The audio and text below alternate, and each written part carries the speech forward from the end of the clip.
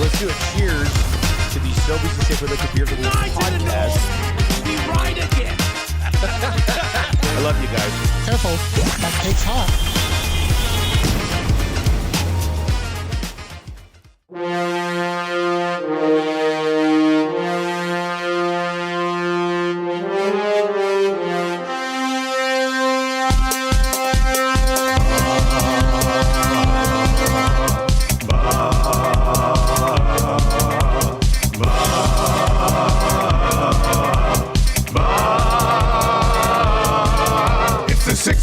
Check-in, come on, let's go.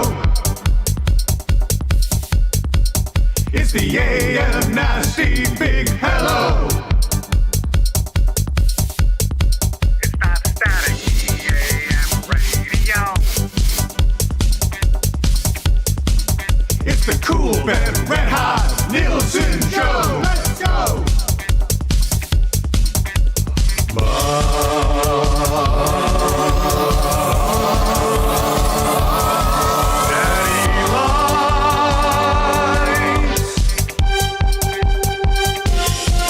Everybody tuning in, even my wife. Mommy likes too. And those Macramalla intros are cutting like a knife. Hey, it's Mitch texting in, he's your dealer for life. Let's crack at 6 o'clock and log you with some sirloin bites.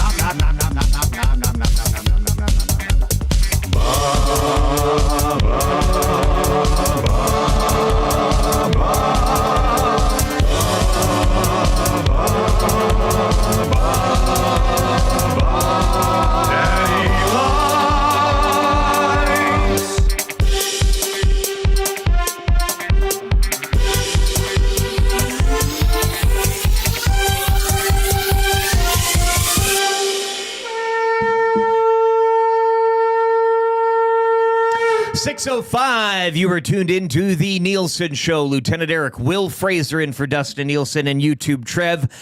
Right here on your clear choice for Edmonton Sports, edmontonsportstalk.com. You can find us on the iHeart app, the TuneIn Radio app, edmontonsportstalk.com, and of course on YouTube this morning. Nasty chat humming away. If you are watching us on YouTube, hit the thumbs up, pound the like, and subscribe to the channel as we close in on 11,500 subscribers. Nielson Show presented as always by Southfort Chevrolet. Drive a little, save a lot. Truck month continues. So does Charge, which comes with deeper discounts and lower interest rates on Silverados and HDs. 0% for up to 72 months on Silverado Custom and Custom Trail Boss. Check out Southfort Chevrolet today. Let's go! Let's go! Yeah. Let's go! Utah, give me 7. Hey? An old point break drop there for the boy. Dustin Nielsen down in Disneyland, Anaheim, with the family. He'll be back next Wednesday. But Will Fraser, gracious enough to return for another show. You're welcome. I don't put it past you that maybe one of these days you say, screw nuts to this. But I appreciate you coming in yet again and filling in. No, you're welcome. Yeah. And you're welcome. Yeah, exactly. You should be welcome. Yeah. Never in doubt, really. North Carolina punching their ticket through the first 4 into the tournament, right? I mean, I know that they came in 11th ranked, but I mean, it's a school with such prestige that... Okay. Yep. We'll get to the first 4, the last 4, tonight. That's tonight. First 4 was last night. Last 4 is later today and tonight. Oh, good. Mount St. Mary's. I know you're... I can't wait. I am...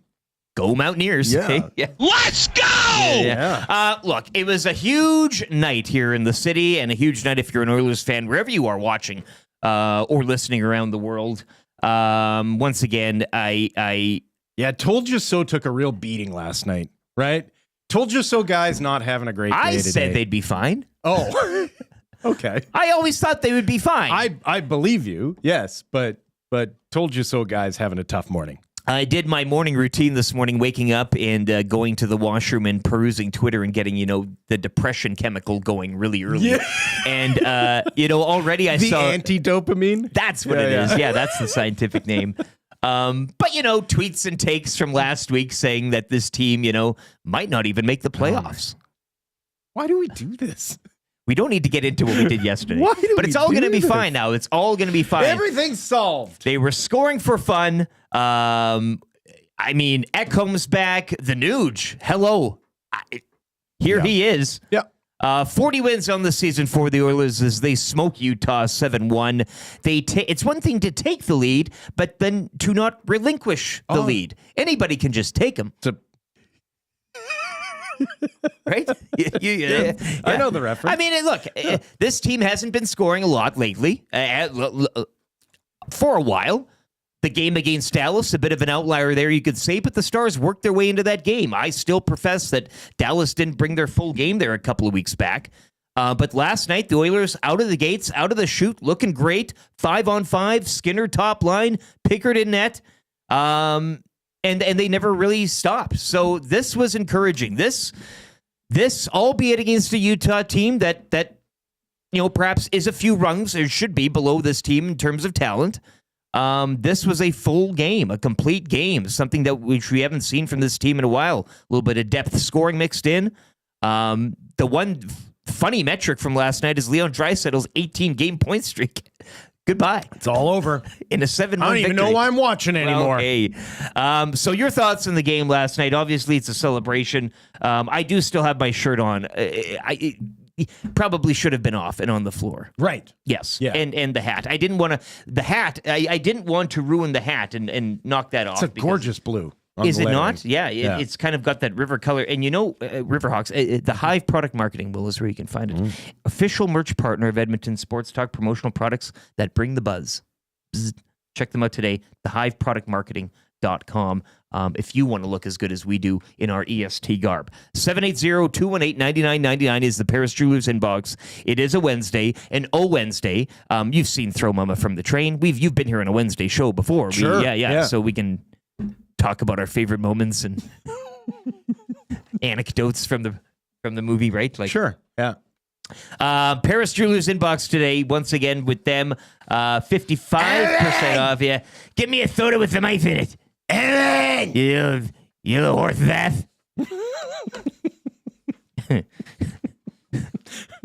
This is going to be a fun show. My one kid has a friend called Owen, and anytime he brings him up in a story, I shout that. And the pain of having to have me as his father just really washes over his face. How old is this Owen? Like 19. A 19-year-old Owen. That's cool. I know. Yeah. Evan! I was like, do you shout that at him? No. Why would I shout that at him? I'm like, well, because it would be funny to me. Take up drinking soda and keep forgetting to put ice in it, and then yell at him. I would work all the lines into my daily life. It's a missed opportunity here. Paris Jewelers once a year sale, 55% off items right now. You can check them out. 22 stores in 4 provinces: West Ed, Kingsway, Londonderry, Sherwood Park Mall, and the St. Albert Centre online. ParisJewelers.com as well. Do not pay for 1 year right now. Flexible payment options included. Get your texts in. Of course, it is Wednesday. As I mentioned, Eric Macramalla will be joining us midway through the program. Macramalla intros are flying in as we speak. They cannot and will not be stopped on a Wednesday. EST legal analyst and guy who was kicked out of his spot at the Crash Test Dummies original lead singer because his singing voice was too low pitched. Eric Macramalla. Too low for the Crash Test Dummies. We got to bring that register up a little. EST legal analyst and guy who thinks, are you in legal trouble? Is a rhetorical question. Jess Jackson from The Bear, one of her favorite. She loves that band. Really? Yeah. Interesting. It's very Winnipeg group. refreshing. Yeah. EST legal analyst and guy who tries to get past bouncers simply by saying, "But I'm Egyptian." EST legal. Why does that work as a joke? Well, it's him. You can see him doing it, right? EST legal analyst and guy who refuses to take part in any orgies unless they have a buffet that can pass a health inspection. Eric Macramalla. Yeah. And they go on and on like this. So keep getting your Macramalla intros in. I'm fine with the nudity, but I demand a sneeze guard. Yes. And if you're going to remove skin tags, do it in the other room. Sick and tired of picking them out of my Cobb salad.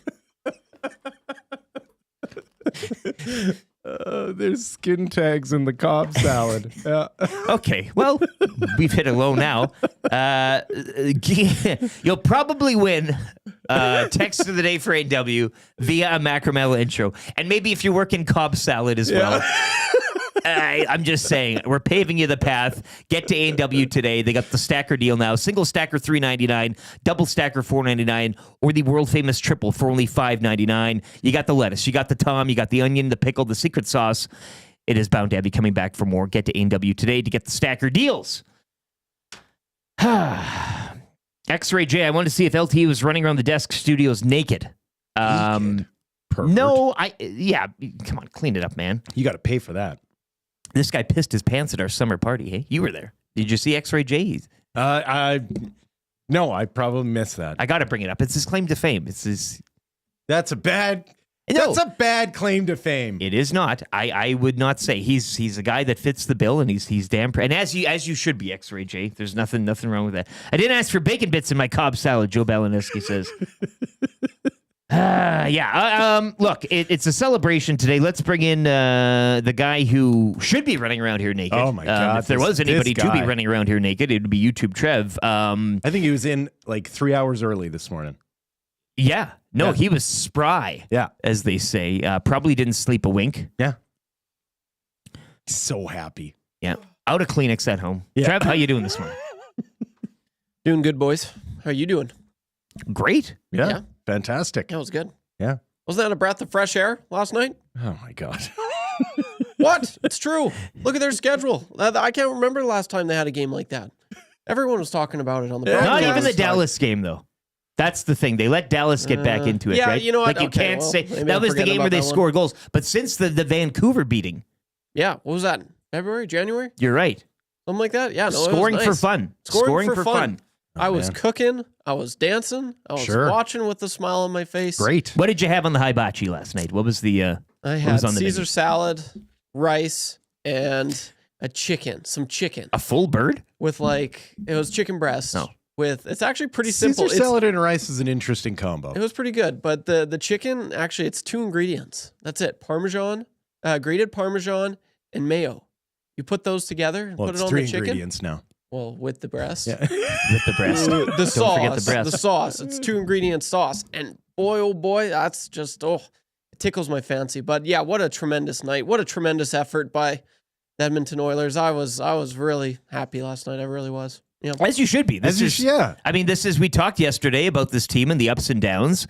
Last night, I think is, and look, Utah are battling for a wild card spot. They're hungry. They beat the Canucks the other night. Yeah. You have a Jets team coming in here tomorrow that got the one pumped by the Canucks. They did. But I'm just saying, it's funny how, we never talk about the other team the Oilers are ever playing. It's always the Oilers and how good are they or how bad are they. There's also another team that lines up against them. So I'm just kind of, I want to kind of deconstruct that as well. The chasing Vilmelka from the net in the first. But look, all the warts that we've been talking about in their game, I think, were popped last night. Or they put the duct tape on. Lanced. Frozen off? What do they use? That cooling? They use a liquid nitrogen. I'm still on that Cobb salad, man. It's just terrible stuff. But looky now, 2 points back of the Golden Knights for first in the Pacific. Vegas do have a game in hand.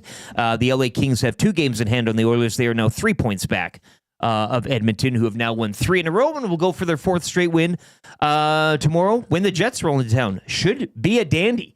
That's what you want to see, an all-Canadian matchup heading into the weekend. Weather's getting nice. You got a playoff feeling and atmosphere, buzz in the air. Should be great, and you'll be there tomorrow. All boots on the ground. Hey, Trev.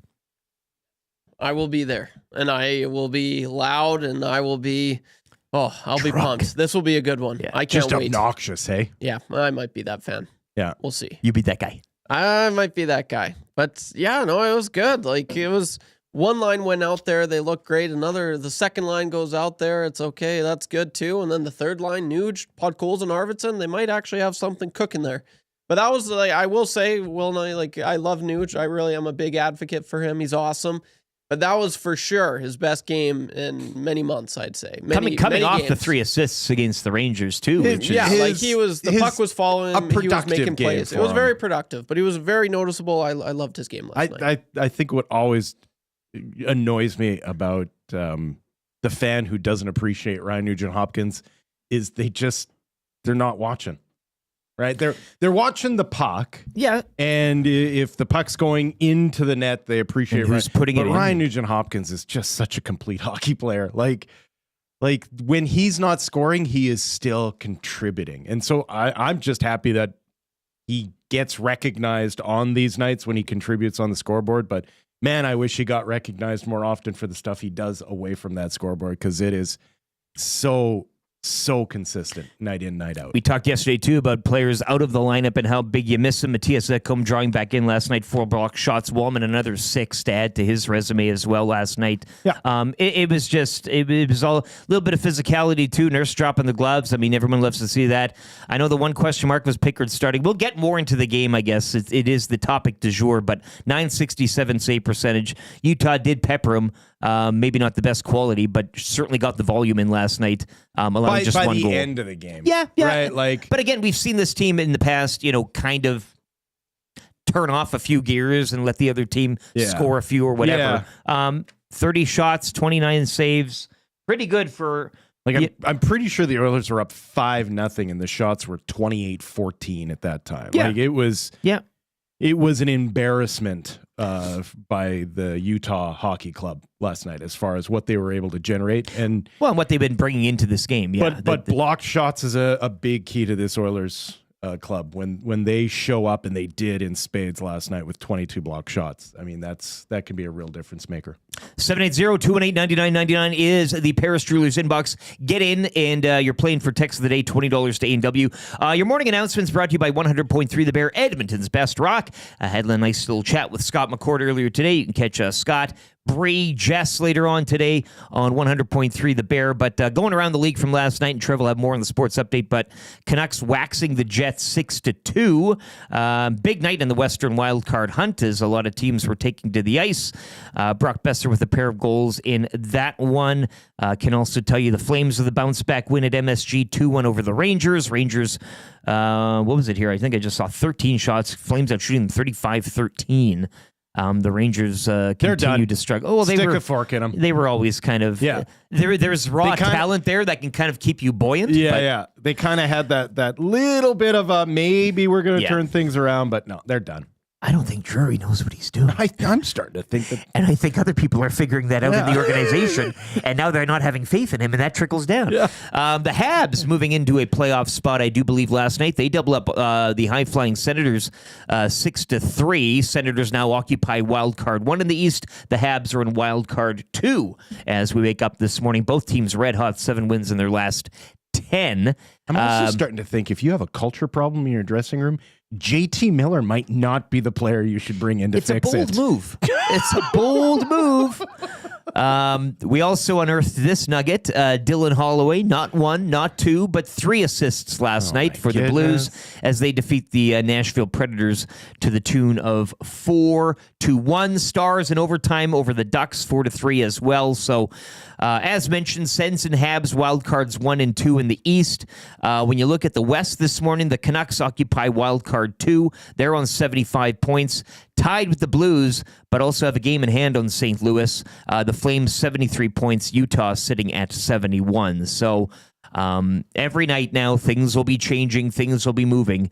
But as it stands, the Canucks, if playoffs started in that wild card spot, and Blues sticking around, as you mentioned, you kind of like what they're putting down on the table, and the Flames certainly in the mix as well. But Oilers now, I think we can firmly say, back. Yes, Trevor agrees. I think they'll make the playoffs. To the tune of all those tweets and X's that I saw from as early as last week. Yes, they will probably make the playoffs. Dustin Nielsen will not need to eat a prairie oyster and while listening to Prairie Oyster. Although I'd love to see that exercise. I was really rooting for that. Right. We'll have your morning after show coming up just after a sports update.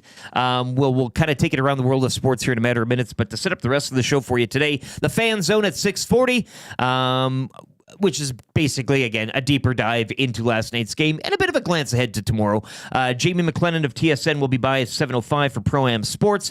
We'll get his thoughts on the everything happening last night. Cool Bet Canada Hotline of the day. Probably look at the first Final Four which goes later today, and recap the first 4 that happened last night in the March Madness. It's got you really mad, hey? You are. I'm the madness. You're furious. Has taken over. Free advice as well on the way for Damon Buddy. You were going to promise us maybe some fatherly advice because you are the one in the room with children, grown-up children now, so you've won. Yeah, my 17-year-old. You passed. Like a groundhog decided to see his shadow and return to his hole. I woke up this morning, came down to get ready to leave for the show. He had not gone to bed. He had just stayed and passed out on the basement couch, which when you're 47 years old, just looks like a week's worth of chiropractic appointments. Yeah, that's a lot. If you pass out on that couch, you're never going to walk right. Is this the son that marvels that you continue to come in here and waste your time doing this? Yes. Okay, Yeah. I love it. Yeah. I like that kid. I like his moxie. Eric Macramalla, 740 as well, our legal analyst. He'll be by. We'll just listen to him talk. I mean, it's always fun listening to Eric, and we'll catch up. I really like that. We'll listen. We'll get your intros in. We'll relay them to him, see what he thinks about. Maybe you can ask him about the Tokyo series. He's a big baseball guy. Yeah. Your Cubs, again, not doing so hot this morning. My Cubs being my Cubs. I figured I'd ignore that as long as I could. I'm starting to think this Dodgers team might be full of ringers. Well, who's that guy you were talking about before we started? Shohei? Yeah. Ohtani? Yeah. We don't have the game on, so I'm just watching online the pitches because they'll show you a location. Sure. And it went like ball, strike, 99 mile per hour strike, followed by another ball, followed by a 99 mile per hour home run. Shohei just takes some yard. And I think he's a pretty good baseball player. I think I'd pay him a lot of money to play baseball. He's already out of that Cactus League form, hey? He's rounding in. Look out. I don't think he has a bad form. We haven't even hit April yet. Trivia. Kind of easy trivia for Mr. Mike's. We'll have some questions. 3 questions too many for Park Mazda. That's good. That's good. For the Italian Center shop, I finished off that tray of lasagna I had over the weekend. Yeah?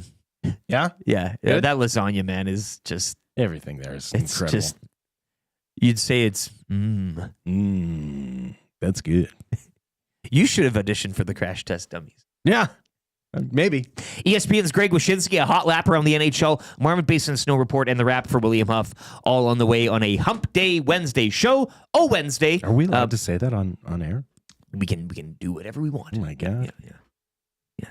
Hump. With a side of Cobb salad. Hit a button. Any? Yeah, sure. We're having it. We're celebrating. It's a celebration. Not a song. That one. That one. Well, what else? Oh, it said small robot, but nothing happened. Then there's what else is there? Yeah. Well, that's a classic.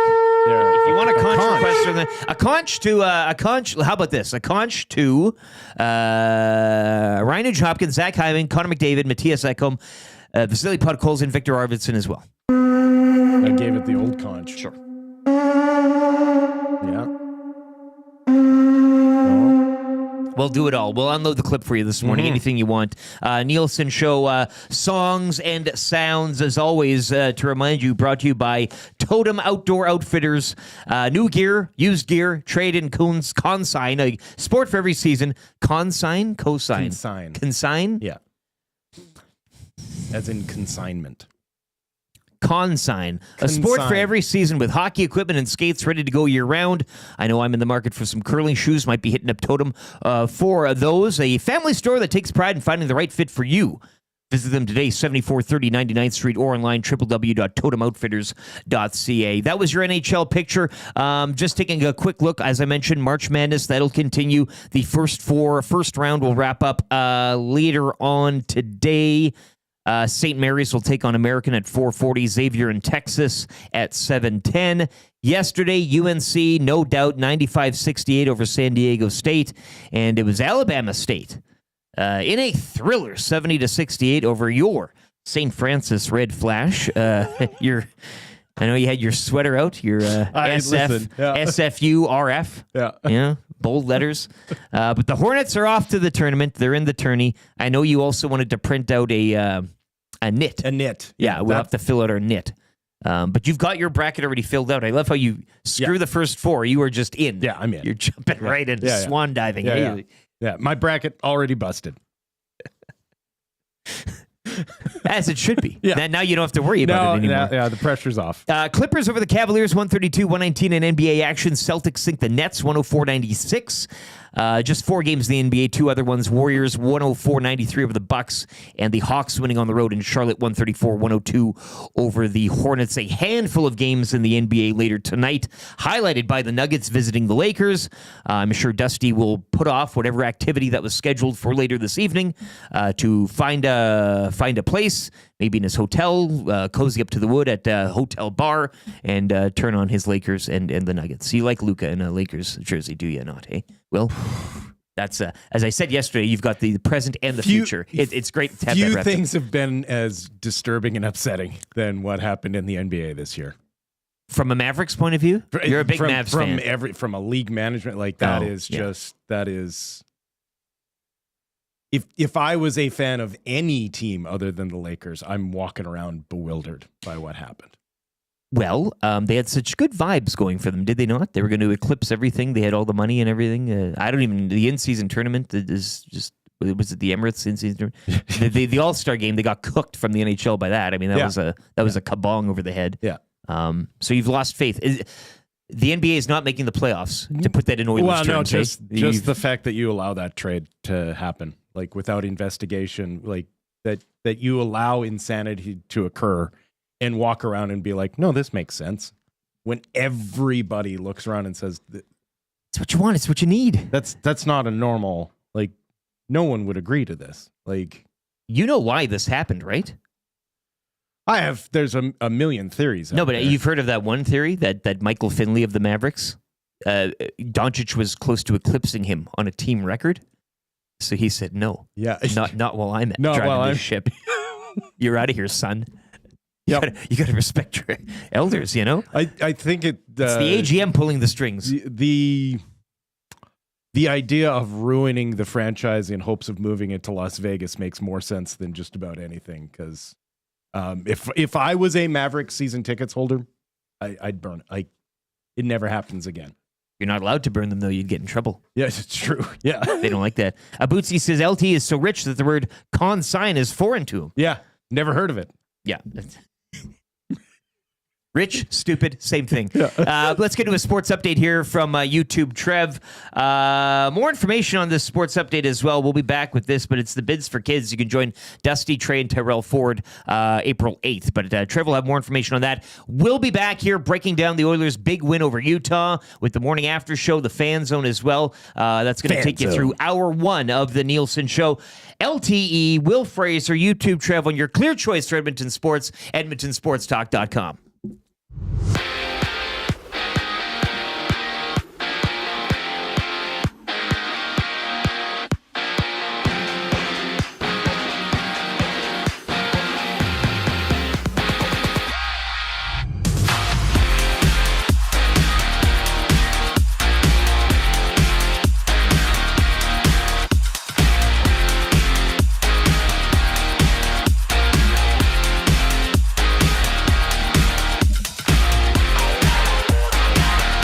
Draisaitl's 18-game point streak is snapped, but the Oilers do come away with the 7-1 victory over the Utah Hockey Club. The Blue and Orange will be back in action on Thursday when they take on the league's best Winnipeg Jets. 8 other games around the NHL last night, including 2 All-Canadian matchups. The Canadians double up on the Senators 6-3. The Canucks hammer the Jets 6-2, and the Flames all over the Rangers despite a 2-1 score. And just 2 games in the NHL tonight, which sees the Avalanche take on the Maple Leafs and the Wild welcome in the Seattle Kraken. Rachel Homan's Canadian rink falls to South Korea last night. 11-7 is the score. South Korea sits alone in second place with a 6-1 record, while Canada falls to 5-2, tied for third place with Sweden. Homan's rink currently on the Pebble, taking on Norway right now. March Madness play-ins begin last night, which saw the 16th-ranked Alabama State defeat St. Francis Red Flash 70-68. And the 11th-ranked North Carolina destroys San Diego State 95-68. The madness continues tonight as the 16th-ranked St. Mary's Mountaineers take on American Eagles at 4:40. And the 11th ranked Xavier Musketeers takes on the 11th ranked Texas Longhorns. Tip-off for this one goes at 7:10. Let's play ball. Shohei Ohtani is on the board with his first homer of the season as the Dodgers look to sweep the Tokyo series. Dodgers currently have a 6-3 lead at the top of the 8th.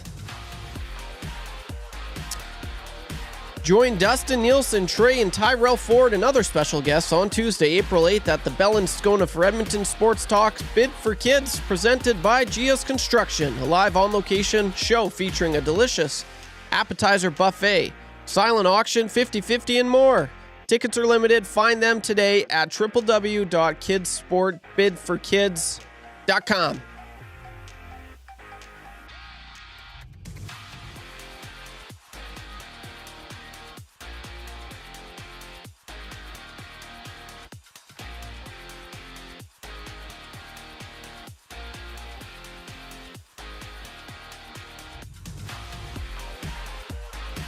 It's the Halloo Crew.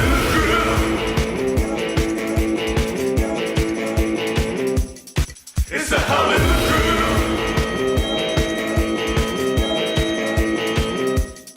It's the Halloo Crew. It's the Halloo Crew. It's the Halloo Crew. It's the Halloo Crew. Halloo, halloo, halloo, halloo, halloo, halloo, halloo. It's the Halloo Crew.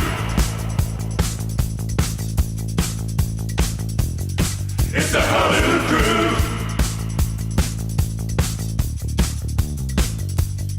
It's the Halloo Crew. It's the Halloo Crew. It's the Halloo Crew. It's the Halloo Crew. Halloo, halloo, halloo, halloo, halloo, halloo, halloo, halloo. It's the Halloo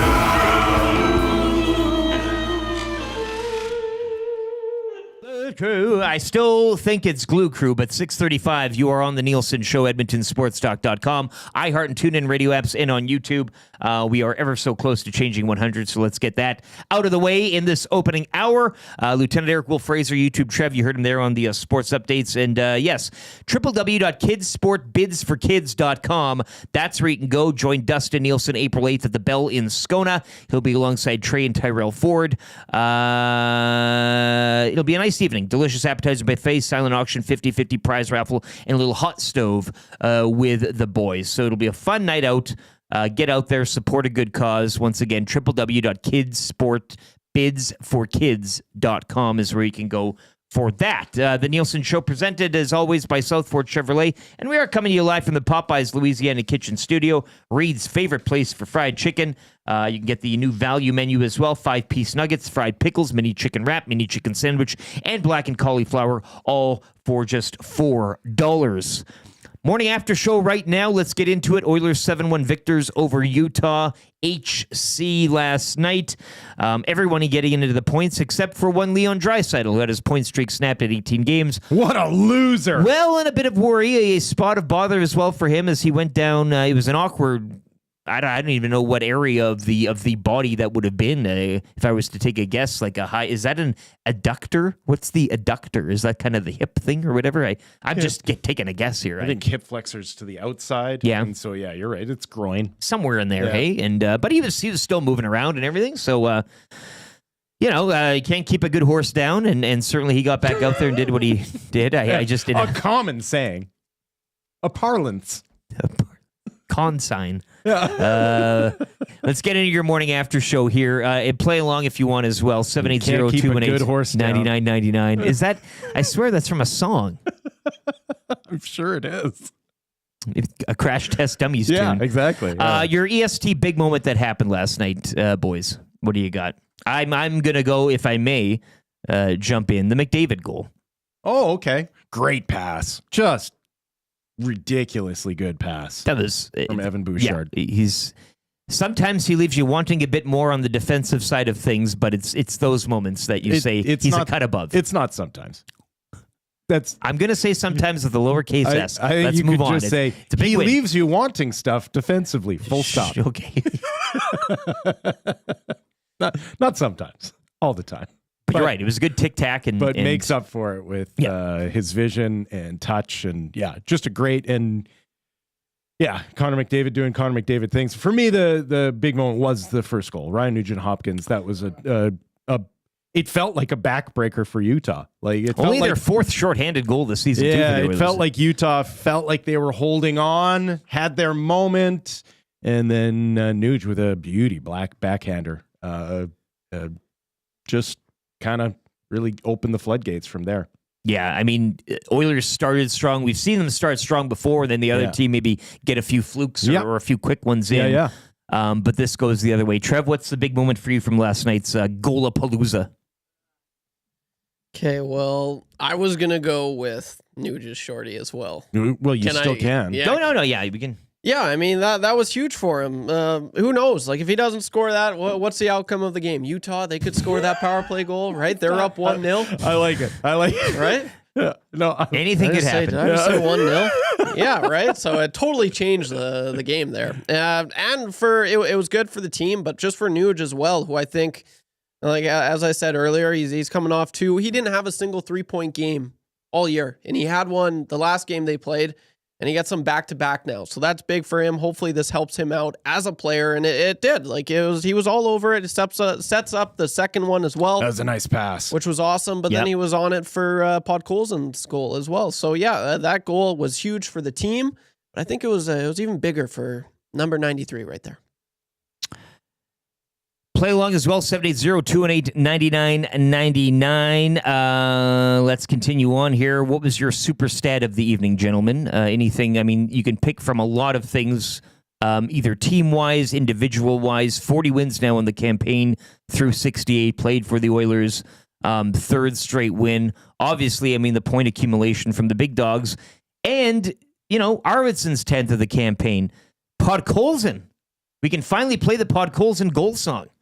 It's true. It was nice to see him show up. We were going to do it to the tune of Pure Morning by Garbage. Okay. A very common song. Or is it Placebo? Sorry, not Garbage. Placebo. Placebo. Podkolzin, right? Yeah. Yeah. No, I get it. Okay. Yeah. But Superstat? I mean, my Superstat will be that Leon Draisaitl didn't get a point. I find that hard to believe in a game such as this. He's been on such a tear, and the fact that he doesn't get a point on a night where the floodgates open for this offense, it's super in a negative way. But yeah, what's the word? It's almost to be expected, like that sure. like the guy that's been carrying the team on the night where he didn't have to, he didn't. One set of footprints. Yeah. Trev, That you'll really sucks. probably go to Nuge. Yeah, that really sucks. I wanted to see how far Draisaitl could do this. Yeah. Well, yeah. Game. Especially when what? his team's struggling. You know what? He's in town for another 8 years. He'll get other opportunities. But that one was annoying because of all the games recently that he should have had a point, he should have had 4 points in this game. He should have been all over it. And so it's weird that he wasn't really much of a factor in tonight's game. Maybe can I go with the fact that 4 Oilers had 3 points? Can I go with that? Yeah. That's a super stat. That's pretty impressive. Sure. I can't remember the last time I Big saw dogs, that for the too, Oilers. Big dogs. Big dogs, and one dog who was missing for a while there. Yeah. T.S. Ekholm. So that's huge, right? And he was obviously, something was lingering. He was sick.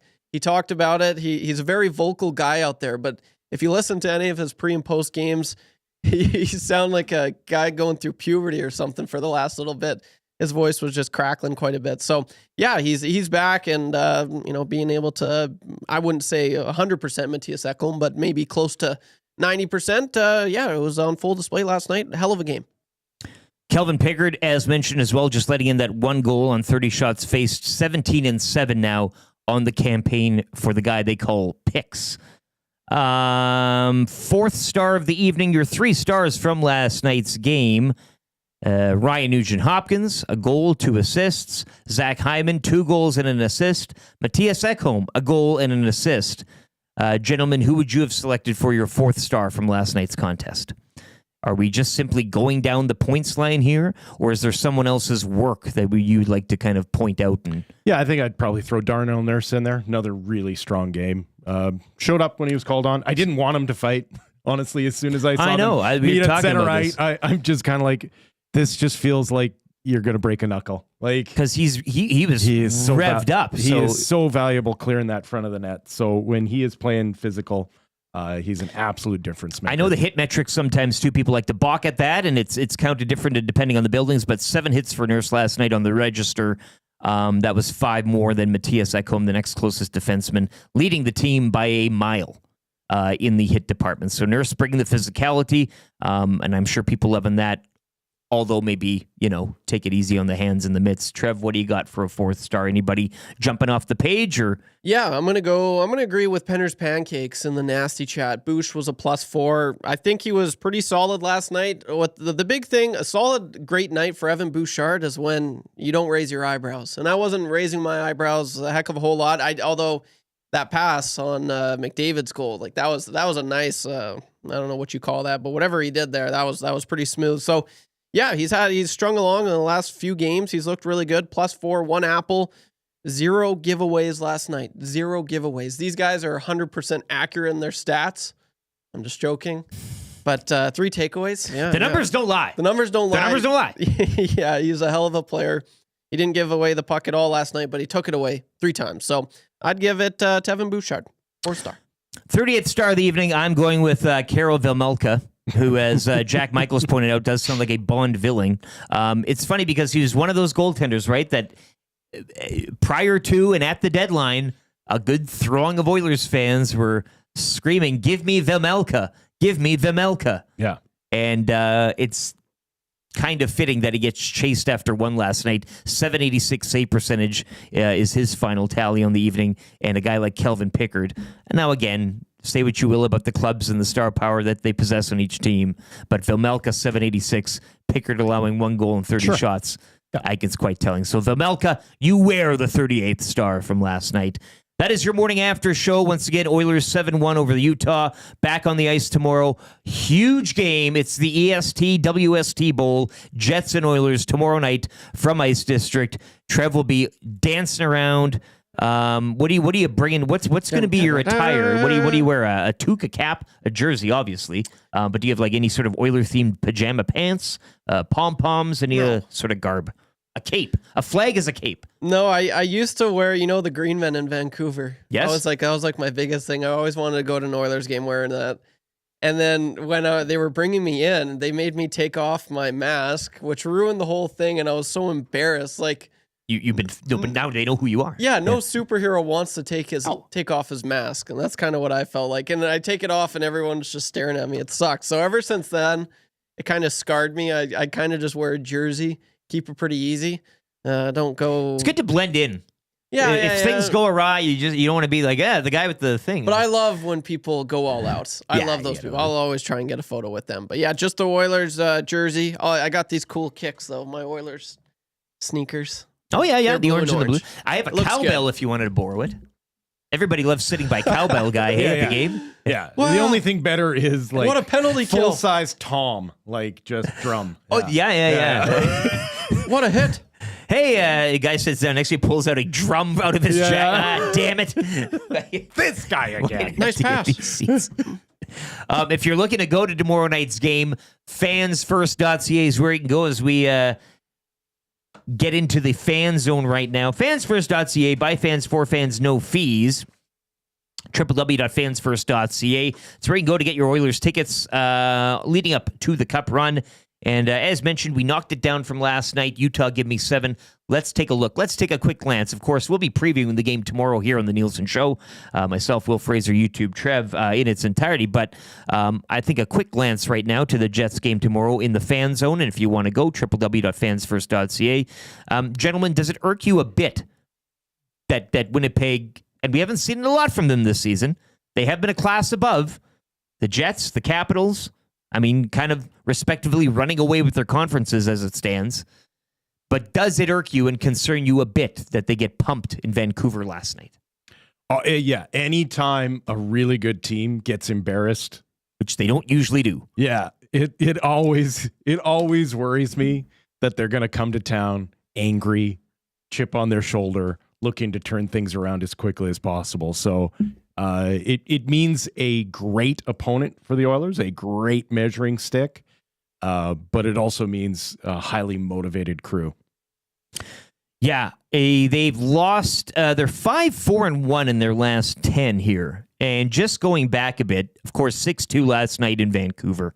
They defeat the Kraken 3-2 in overtime.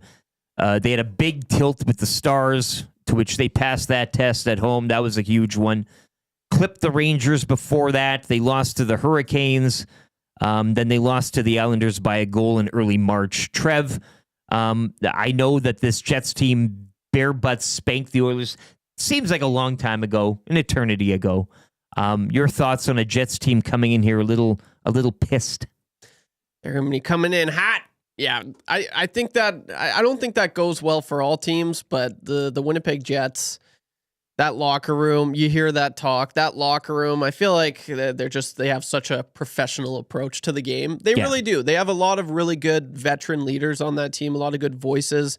Arneal is just, I mean, Bonus was awesome, and he's kind of followed what Bonus did there. It's just been unbelievable to watch because no one expected the Jets to be where they are right now. No one, even Jets fans, not this high. Even Jets fans, like my dad from Winnipeg, huge Jets fan. He was like, last year was kind of, they're not going to be the same as last year, and they're doing even better than last year, which is crazy. So, yeah, I mean, this team with the record that they have, they don't hold on to losses. Like it's okay. Yeah, that sucks. But that's why they are where they are. Yeah, that's why they are where they are. Okay. You know what? In one ear, out the other.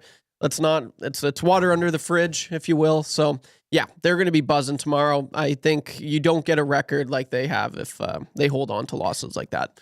So. Here's a good one for you. The Georgia Satellite. Is it possible we are at the crossroads of regression to the mean for how the Oilers and Jets are both playing? Really? No. Okay. No, I don't think so. No, the Winnipeg Jets are going to finish this year in fine form. They have an MVP candidate in between the pipes, the best goaltender in the NHL. Winnipeg's cross to bear is going to be playoff Hellebuck. It's the playoffs. Yeah.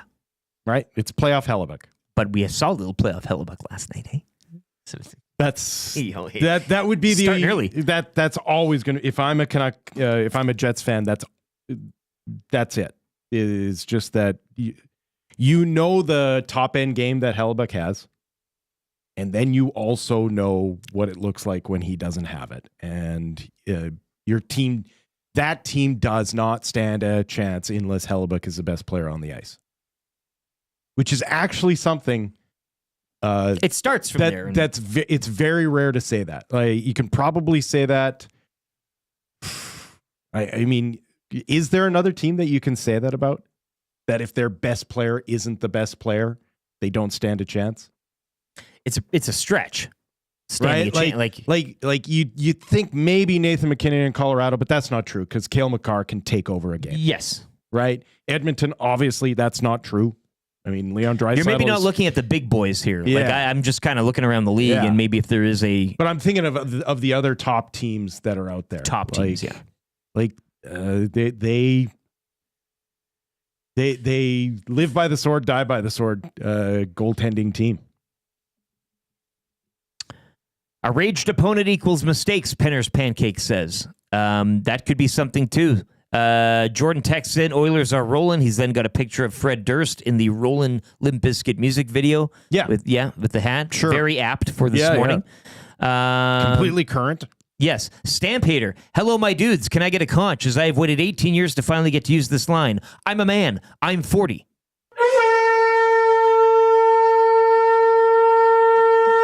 Happy birthday. Yeah. Happy birthday, man. Happy 40th. Alive in 85, as it were. I'm also part of that club that I will join later on this. Oh, really? Is it? Yeah. This the year? Yeah. You're about to hit a wall. Going to be a man. Yeah. A real man. Yeah. Although the 40 wall isn't as stark as the 30 wall. I don't know about you, but I felt when I turned 30, that was the first time that my body actually started giving me feedback. Yeah. Of like it real didn't time. It didn't like what I was doing. Yeah. Whoa. Yeah. Who are you? Yeah, exactly. Yeah.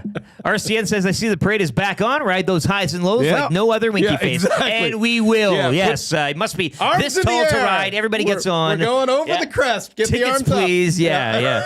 Play that Venga Boys, the Six Flags. He'll do all that.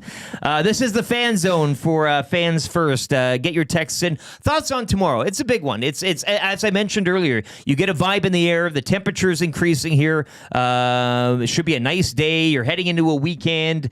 It's an old Canadiana affair. It's the Oilers looking for a little revenge. It's the Jets coming in pissy and snarly. Oilers coming off a big win. It's McDavid versus Hellebuck. It's Four Nations. Four Nations. Yes. Yeah. Yes. Oh yeah. I wonder if the Jets will leave him as wide open as Austin Matthews Where's did. that hot takes? Yeah. Are you sure you don't want that cowbell for tomorrow, Trev? I think that this sounds like a cowbell game. I might. Yeah. You let me know, man. I wouldn't mind loaning it out to you there. 780-218-9999. Hard to hide a star goalie underperforming as opposed to an underperforming star forward. Bruce Burns says. That's exactly it. I mean, it's a quarterback. That's your. You're right on it there. Troll says 85 crew here too. Yeah, good to see. It's good to see the people out there. Bill says huge, or no, that's he was asking about your dad there. You might want to answer this for the class here, YTT. Explain your dad's fandom to us. Yeah. He was born and raised in Portage la Prairie, so right outside, 30 minutes away from Winnipeg, I think. And huge Jets fan. My pa, I guess, he had some ins with the Jets, and he was able to get my dad in the locker room growing up. So he has some pretty cool stories, Howard Chuck, all that. And he was a diehard Jets fan, diehard. And then they left, and he kind of, I don't know, he was around the league. He cheered for. He didn't follow them though. No, he didn't really follow them. So he was a little bit of a Leafs fan at a time. Nothing crazy. He loved Matt Sundin for some reason. I don't blame him for that. Matt Sundin was a pretty silky smooth hockey player. Likable guy. Yeah, but then it was. He's like, you know what? If you can't beat him, join him. He kind of started cheering for the Oilers for quite some time until the Jets came back. So now he's the diehard Jets fan until the Jets are out. Then he'll kind of cheer for the Oilers. Interesting. Yeah. Huh. But he's happy when I'm happy. He's like, good job last night, Trev. The Oilers won. I'm like, thank you. You're welcome. Good job. Yeah, good job. Like, he's like, I saw another they won. masterpiece. I'm like, thank you. Yes, I'm happy today. Thank you. Brandon Nod Manning says watching Pickard handle the puck really highlights how garbage Skinner is at handling the puck. Okay. That's Brandon. I'm glad not he sad, found no, a way to make it a negative. Yeah, no. Look, we're not going to get past this without a little bit. I'm glad he found a way to. Without a little bit of this and a little bit of that. Bone says disagree. Winnipeg has top to bottom a very solid lineup and they play as a team. Comrie has looked great behind them many times. I don't think you're saying that they have a garbage team and they're carried by him. No. Please don't misunderstand me. I think they are a solid hockey team. But I like their lineup. When Connor Hellebuck is not standing on his head in the playoffs, when high tides float all boats type of scenario, they don't have an answer. He's their guy. He's why he makes the money. We said there's not a lot of them in the league. Yeah. The only problem with putting your eggs in that basket is you're right. When time comes to perform and they're not there, it's tough to pick up that piece. They do not overcome questionable goaltending from. They Connor haven't in the Hellebuck. past. Maybe this will be different. But yeah, you're right. What we've seen thus far from the Jets in this era is that's what it's been. Yeah. But it's a tasty looking lineup. I don't mind what they put. It's just this is, and now with Ekholm back. I mean, I know X-Ray J's asking about Draisaitl. Maybe we'll get more news on that later today. I mean, he did go back out and skate and play. I still don't like this whole hockey toughness thing where you have to roll him out there. He is your Hellebuck. Yes. You know, or I mean, him and McDavid, I get it. They're a package deal here. But I don't need guys to prove to me how tough they are. I'd much rather have them perform at 100% and take the time to get there. Now, yes, during a cup run, I get it. By the end, you're all playing. That's how it goes. But right now, especially Leon Draisaitl, who has absolutely nothing to prove. No. As far as his toughness goes. Yeah. No, the toughness is... Right, no. like this is a guy who has played a couple of different playoffs on one leg. So he doesn't have to prove anything to anybody about his toughness. But I just hate that whole narrative that he's got to get out. Nothing will keep him down. Well, yes, we get that. Mm-hmm. Understood. But for the purpose of everything ahead of this team here, let's just maybe, bring him in the pits. We'll close this out. Vasily, you jump out there and let's take care of this. Bruce Burns says Skinner catching strays after an Oilers blowout win with Pickard in net is incredibly on brand. It's, like what are you expecting anything there's else? still snipers in the stands, hey? Like, it is still live fire. Like, I'm surprised he agreed to that Pizza 73 thing because that's putting yourself out there, man. Like, Atif chimes in. oh, good. I know you've been waiting. Yeah. Oh, good. I heard that YouTube Trev is going to be at the game tomorrow. So am I. How did he hear that? How did Atif hear that? So there you go. Who told him? Yeah. Well, and guess what? That you're just reading the first part of the text. Yeah. He then follows it up with "So am I." He's going too. So You there guys you could go. meet up. Maybe you can go to BP's for supper ahead of time in Ice District. How would you like that? Trev, let's curate a night for you and Atif. And your stepdad. And my stepdad. He can be the third. He I can don't know third what wheel. He's getting into. He's Like, what the heck? He's like, this is Atif? Yeah, that'll be funny. Yeah, well, maybe we'll catch up for a quick little, hey, how you doing? Yeah. Atif. Maybe You guys can be the Maybe. best fans or whatever. You can get your Maybe. picture taken in that. highlight the maybe, Atif. Yeah. We'll see if we can make her done. Oh, Get her that done. thing's going all over Instagram. Hear that, Atif? Trev wants to join you at the game! Huh. Exclamation point. This is going to be great. He said yes. He said yes. Well, that's not exactly what I said, but okay. Pick up a little something from Paris Jewelers on the way. Yeah. Oh, well, you did just send that, I see right now. So Yeah, I did. Give it a little grower strike, Okay. just a boutonniere. looks like I'm hanging out with Atif You could pin it on him. and my stepdad. Oh, Lord, that's great. Ideas for YouTube Trev and Atif's night out tomorrow. Oh, gosh. Featuring YouTube Trev's stepdad as well. 780-218-9999. A matching boutonniere. What the heck? Where? They both have the same. For the three of them. Yeah. Yeah. Oh, yeah. It's a fun morning here. Oilers pumping Utah. We'll have more on that coming up in hour 2. It is the Nielsen Show. Lieutenant Eric Will Fraser in for Dustin Nielsen, YouTube Trev. He'll get you up to date with the sports update here. TSN's Jamie McLennan will be joining us just after the top of the hour. Once again, the Nielsen Show, your clear choice for Edmonton Sports, edmontonsportstalk.com.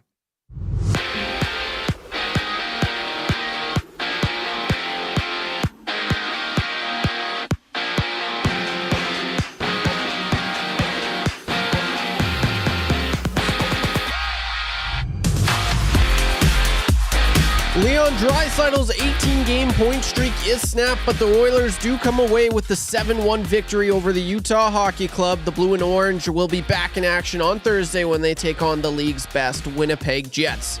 8 other games around the league last night, including 2 All-Canadian matchups. The Canadiens double up on the Senators 6-3. Canucks hammer the Jets 6-2. And the Flames all over the Rangers despite a 2-1 score. And just a 2-game NHL slate tonight, which sees the Avalanche take on the Maple Leafs and the Wild welcome in the Kraken. Rachel Homan's Canadian rink falls to South Korea last night. 11-7 is the score. South Korea sits alone in second place with the 6-1 record, while Canada falls to 5-2, tied for third place with Sweden. Homan's rink currently on the Pebble, taking on Norway. March Madness play-ins began last night, which saw the 16th-ranked Alabama State defeat the 16th-ranked St. Francis Red Flash 70-68. And the 11th-ranked North Carolina destroys the 11th-ranked San Diego State. 95-68 is the score. The madness continues tonight as the 16th-ranked St. Mary's Mountaineers takes on the 16th-ranked American Eagles at 4:40.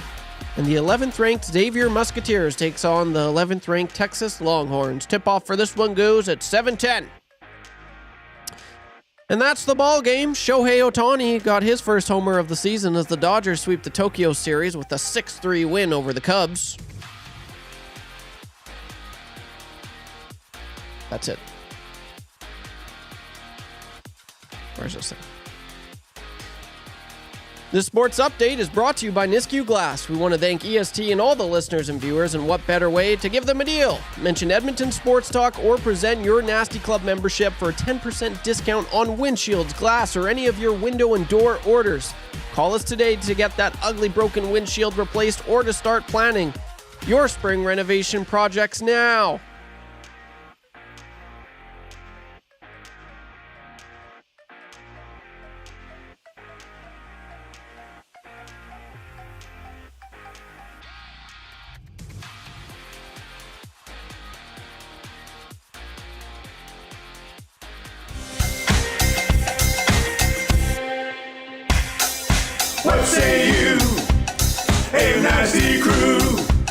We got the Nielson Show flu, and there's nothing we can do about it.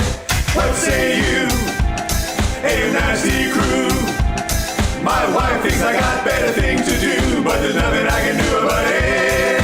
We're tuning in, we're listening online. We catch up with the podcast when we fall behind. We're texting in the nasty chat, what's on our mind. 780-218-9999. No more interference from corporate interest. Just Dusty and Eric and all of the bad guys. Like Wyshynski and Noodles, Captain can gauge it. Maybe it's fun but a cool band to make a little wager. We can't wait for the Monday Mandate.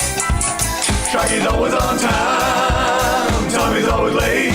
Would you like a cup of tea? Forget about the old place. Hey, we were number one in the text race. We don't miss all the commercial breaks, but we sure miss Nickelback today.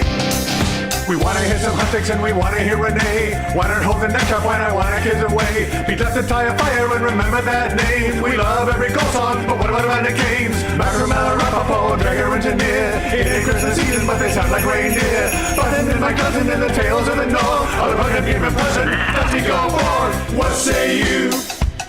AM Nasty crew. We got the Nielson Show flu, and there's nothing we can do about it. And there's nothing we can do about it. And there's nothing we can do about it.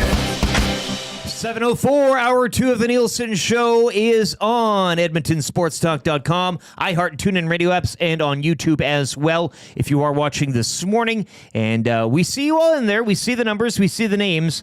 We are sitting at Connor McDavid for a number of likes right now. Let's hit 100 by the time Noodles gets on the show. And if you are watching and you tune in regularly, subscribe to the channel. It's free for the month of March.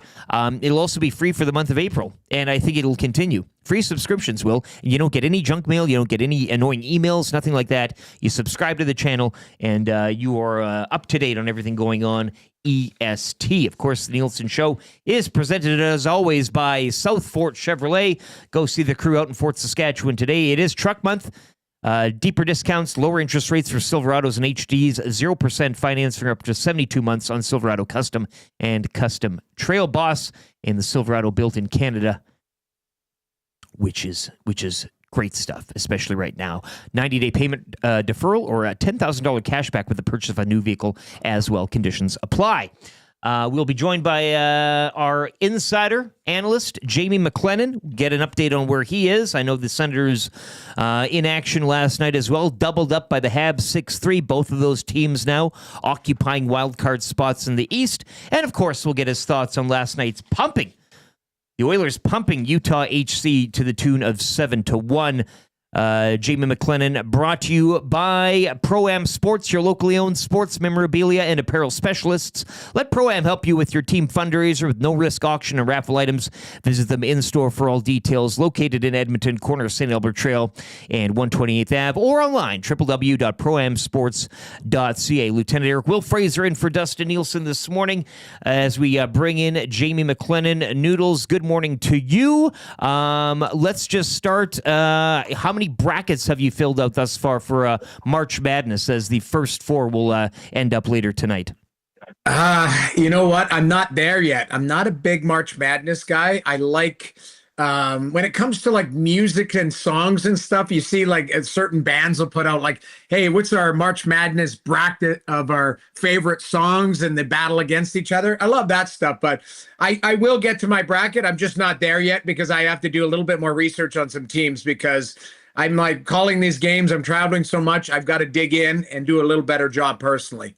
Well, let's start with you personally. And I mentioned the Habs 6-3 over the Ottawa Senators last night. Both those teams now in a wild card spot. Just before we get to the main course and the Oilers here, what can you tell us about last night's game that you were covering? That was a hard-fought playoff game. The atmosphere of the Bell Center on a Tuesday night, it was rocking. It felt like a nightclub in there. But, you know, the game was tied. It was tight. And then Montreal had a huge push in the third period, and they took over and ultimately got a couple empty net goals. So that was really a 4-3 game, but a couple empty netters. But it had a playoff feel. There wasn't fights, but there was certainly, I would deem it, some teeth to the game. You know, some physicality, scrums, all of that type of stuff. But But this Montreal team has found something. At least they're excited about their play. They're playing meaningful hockey. Same thing with Ottawa, playing meaningful hockey in March, which has been rare for both organizations. So it was good on them. But Montreal, a couple of their big boys stepped up at a tie game, and they got it done last night. So it was an impressive game. Speaking of big boys as well, and going to the game here last night, I know. Well, you know the market here, Noodles. I'm reading tweets this morning from at least 3 or 4 days ago saying this Oilers team will not make the playoffs. It's up and down like a toilet seat all the time. But I think last night we were talking about how this team, hasn't really scored goals for fun in quite some time. And you go back to the win against the Stars. They kind of let Dallas creep into that 1-2 in the final frame. So a win is a win, I guess. But we haven't really seen this dominance for a full 60. I thought, Ekholm returning to the lineup, some depth scoring, and going back to the point, the big dogs rating last night, just an all-around, all boxes ticked for the Oilers. The only sad part about it is because I did get an opportunity to watch 2 periods of that game. The only sad part about it is that Draisaitl didn't score. Got a little banged up as well. Yeah, exactly. So ultimately, it was a night where I thought it was the perfect storm. Utah was out to lunch and the Oilers were on. And, by the end where you're trying to get Draisaitl some points and a goal, they're defending 4-on-1 on him and basically letting everyone else shoot. So it was good for the Oilers' confidence. They've won a couple close games. It's all been 1-goal games here down the stretch. You mentioned, and I like the verbiage, it's scoring for fun. That's really what they were doing last night because everything they were executing was basically good passes, crisp, running their routes, making sure that, they got an opportunity, they found the back of the net. And it all started, actually, and I've been somewhat hard on RNH, but it started with that shorthanded goal because that was a determined effort. He showed speed, he showed determination to get to middle ice, and then it's a beautiful execution of a shot underneath the bar. So for me, he set the tone playing center ice. I thought he did a really good job because he is a guy that is certainly, as you guys would know, faced some criticism with his inconsistent play. So there's a lot of guys that their games have been a little bit off and they needed it last night. And it's no secret to me, it coincides with Ekholm being back because he's a stabilizing force. And Zach Hyman looked like Zach Hyman last night. So that was a positive as well. Yeah, Ryan Nugent-Hopkins, and coming off the 3-assist performance against the Rangers as well, certainly a good little clip here for him in the past 2 games. They did chase Vejmelka from the net, which I found kind of funny. One of the names mentioned prior to the deadline for the grouping of fans here who wanted help in the crease and goaltending. Would you have gone with? I know it's hindsight now, but you kind of think giving Skinner that start last night and kind of Joaquin Gage's thought of running with him now more so. What's the thought process, I guess, climbing into Knoblauch's mind of going to Pickard last night, who played admirably? I thought he played very well, and he made the saves he should and a couple that he shouldn't. That's what the goalie who's playing in the net has to do. I think they're looking at the big picture, and it's making sure that Stuart Skinner isn't playing 60 games. I think they're looking at the opponent they play next, all of that type of stuff and going, okay, Utah is battling for a playoff position. We're coming off a road trip. It made sense. I could understand the logic from the goaltender's point of view and the goaltending coach and the coaching staff is give Pickard a start, allow Skinner a couple days to practice, and you've got big games the rest of this week. But it's more about, I think, the big picture. If they had a calendar laid out and they're going, okay, we're going to have Pickard start here, we're going to have him start here, it's probably a scenario where they stuck with it. And I don't disagree with Gager trying to get Stuart Skinner into a groove, but I don't think you force feed it. You allow it to happen organically and get his game. It's almost like a slow build. And that's what he needs, is to build and have quality starts and then have that consistency in his game so there's no more bumps in the road here heading into the playoffs and obviously, hopefully, a deep run if you're an Oilers fan. TSN's Jamie McLennan joining us this morning, brought to you by Pro-Am Sports. The Oilers weren't looking past last night. Maybe the Jets were. I know it's a pro league. Nobody wants to do that. They're focused on the here and now. But this is a Utah team that beat Vancouver, who are competing for a wild card spot just before last night's thumping here in Edmonton. It's going to be the opposite when the Jets roll into town tomorrow night, taking it on the chin in Vancouver last night, and namely Connor Hellebuyck as well. You played the game. You played in net. What can we expect from a Jets team that we were going around the room earlier today? Them and the Capitals are really, I think a cut above, at least points wise. So you kind of look and you say, well, if they lose one or maybe even two, they don't go on lengthy streaks. So how much of a worry or concern should it be? I guess it should always be a concern playing, the top team in the conference, but for this team and the Jets coming off such a thumping to a wild card team a few nights prior. Yeah, they're going to be pissed. And that they're looking at the Edmonton Oilers that won 3 in a row, coming off putting up a converted touchdown, and they're saying, okay, if we don't play well here on the road, Edmonton is going to make it 4 in a row. So for me, the best part about the Washington Capitals and the Winnipeg Jets this season has been their consistency. I think the Jets have lost 3 in a row once this season. It's been a very consistent run. So are you concerned about it? Yes, you have to circle it and say the Winnipeg Jets are at the top of the standings for a reason. They're deep. They've got great goaltending. They have consistency to their game, and they'll push you out of a game. It's not running you through the boards, but they're big, they're physical, they have speed, they've got skill on all lines. So the Edmonton Oilers, they have to, bask in the glory of putting up a 7 spot against Utah, but that has to be in the rearview mirror tomorrow night, thinking about a Winnipeg team that is going to be a little bit angry because they did not have their best against the Canucks. I know we spoke about Leon Draisaitl. It is funny last night and all the points accumulated and the big dogs hunting that he doesn't carry on that streak. And then slightly getting banged up a bit too.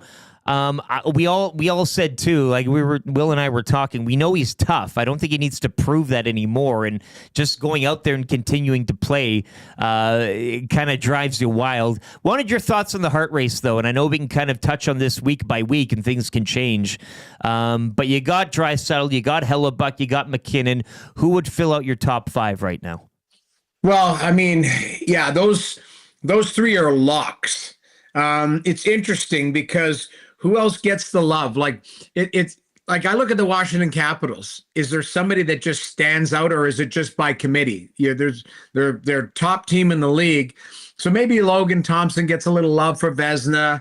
Ovi's doing what Ovi's doing, but they're very balanced. I still come back I should give love to Quinn Hughes, because if Vancouver makes it, I think he's dragged that team through the muck. And they've literally been in the muck this season where, it's controversy, off ice or whatever. What's going on with Miller and Pettersson? Pettersson, whose game has actually really woken up recently for him, and that's a good thing for Vancouver Canuck fans.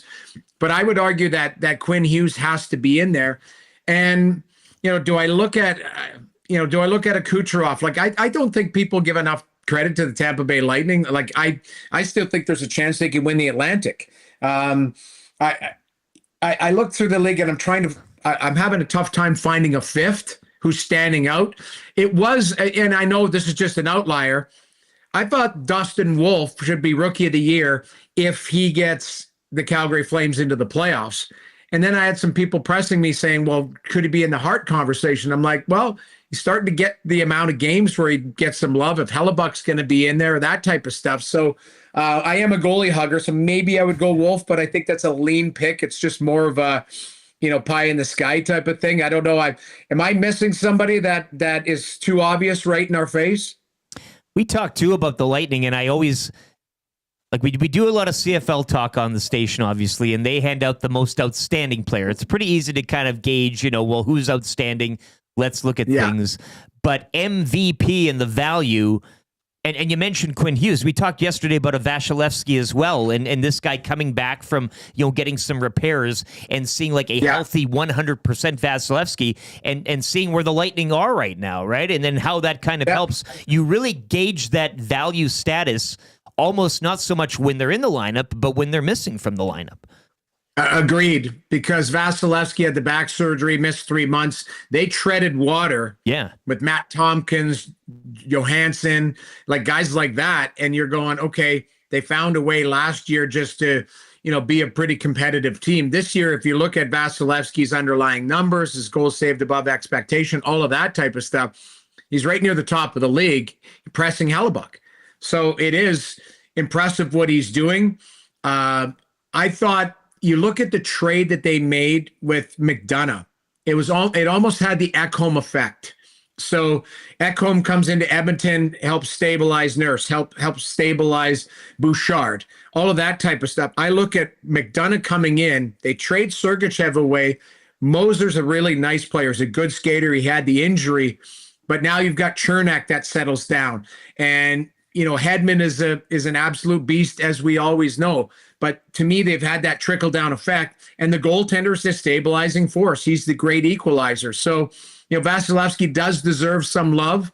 He might be more suited than the Dustin Wolf conversation if we're talking about MVP. But you're right. Like, those are the types of guys who have to be in that conversation if you're trying to get to 5, 6, and 7 on your ballot box. Big game here tomorrow night, Jets Oilers. You got a big one as well. Senators and Avalanche tomorrow should be a cracker. Get that bracket filled out, and we'll talk to you next week, Noodles. Thanks for your time, man.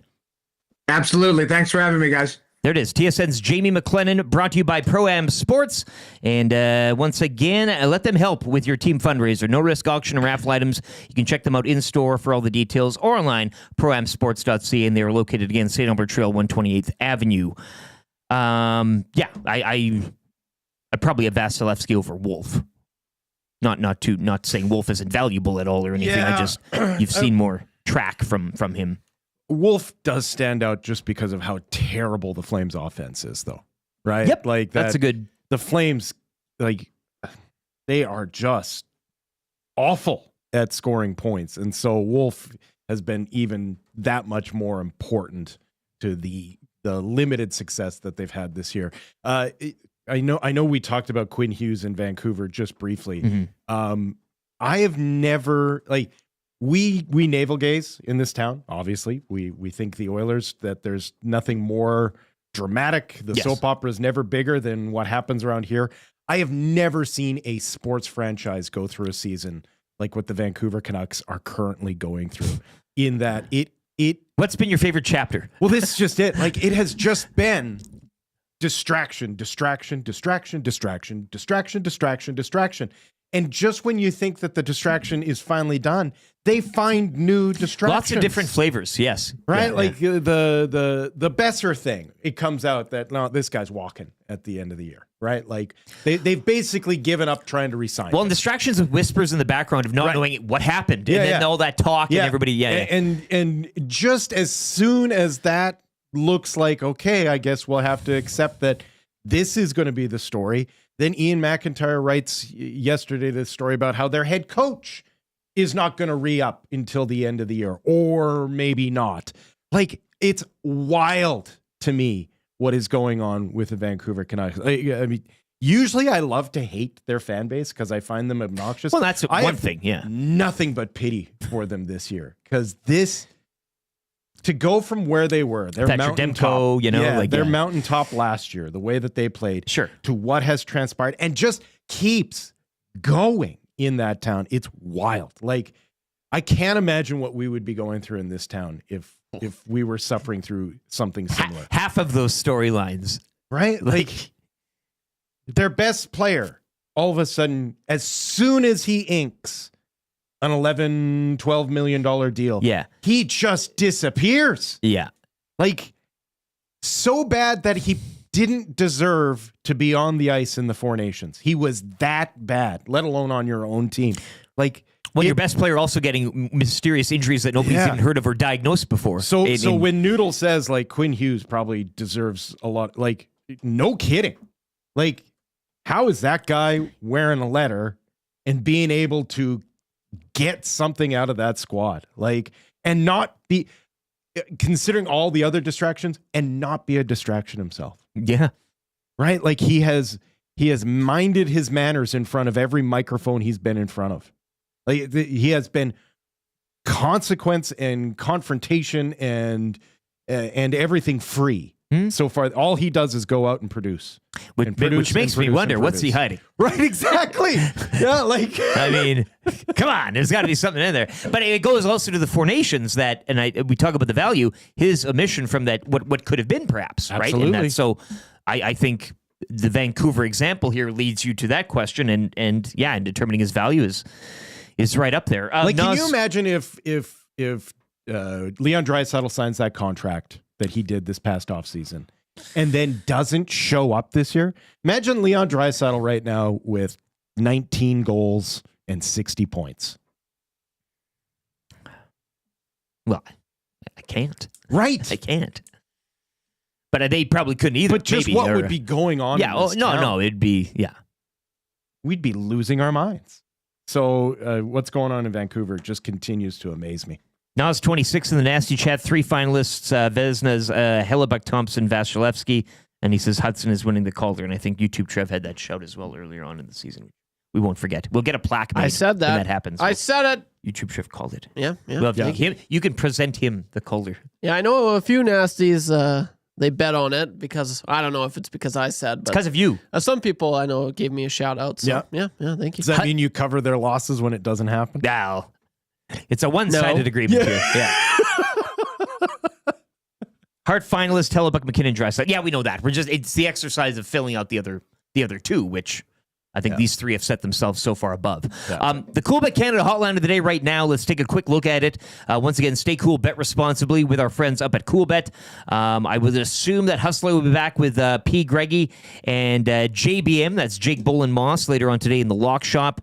They had you fully torqued for March Madness yesterday. I'm sure that'll continue today. The final first four play-ins will happen later today as well. You got Mount St. Mary's taking on American minus 2.5 right now as it stands, and Xavier -2 over Texas as well. Those are the two games that you can get into tonight. Taking a look at the NHL picture for tonight as well. Of course, Oilers back in action tomorrow against the Jets. Just 2 games in the NHL tonight, one of which you'll see the Avalanche in Toronto to take on the Maple Leafs.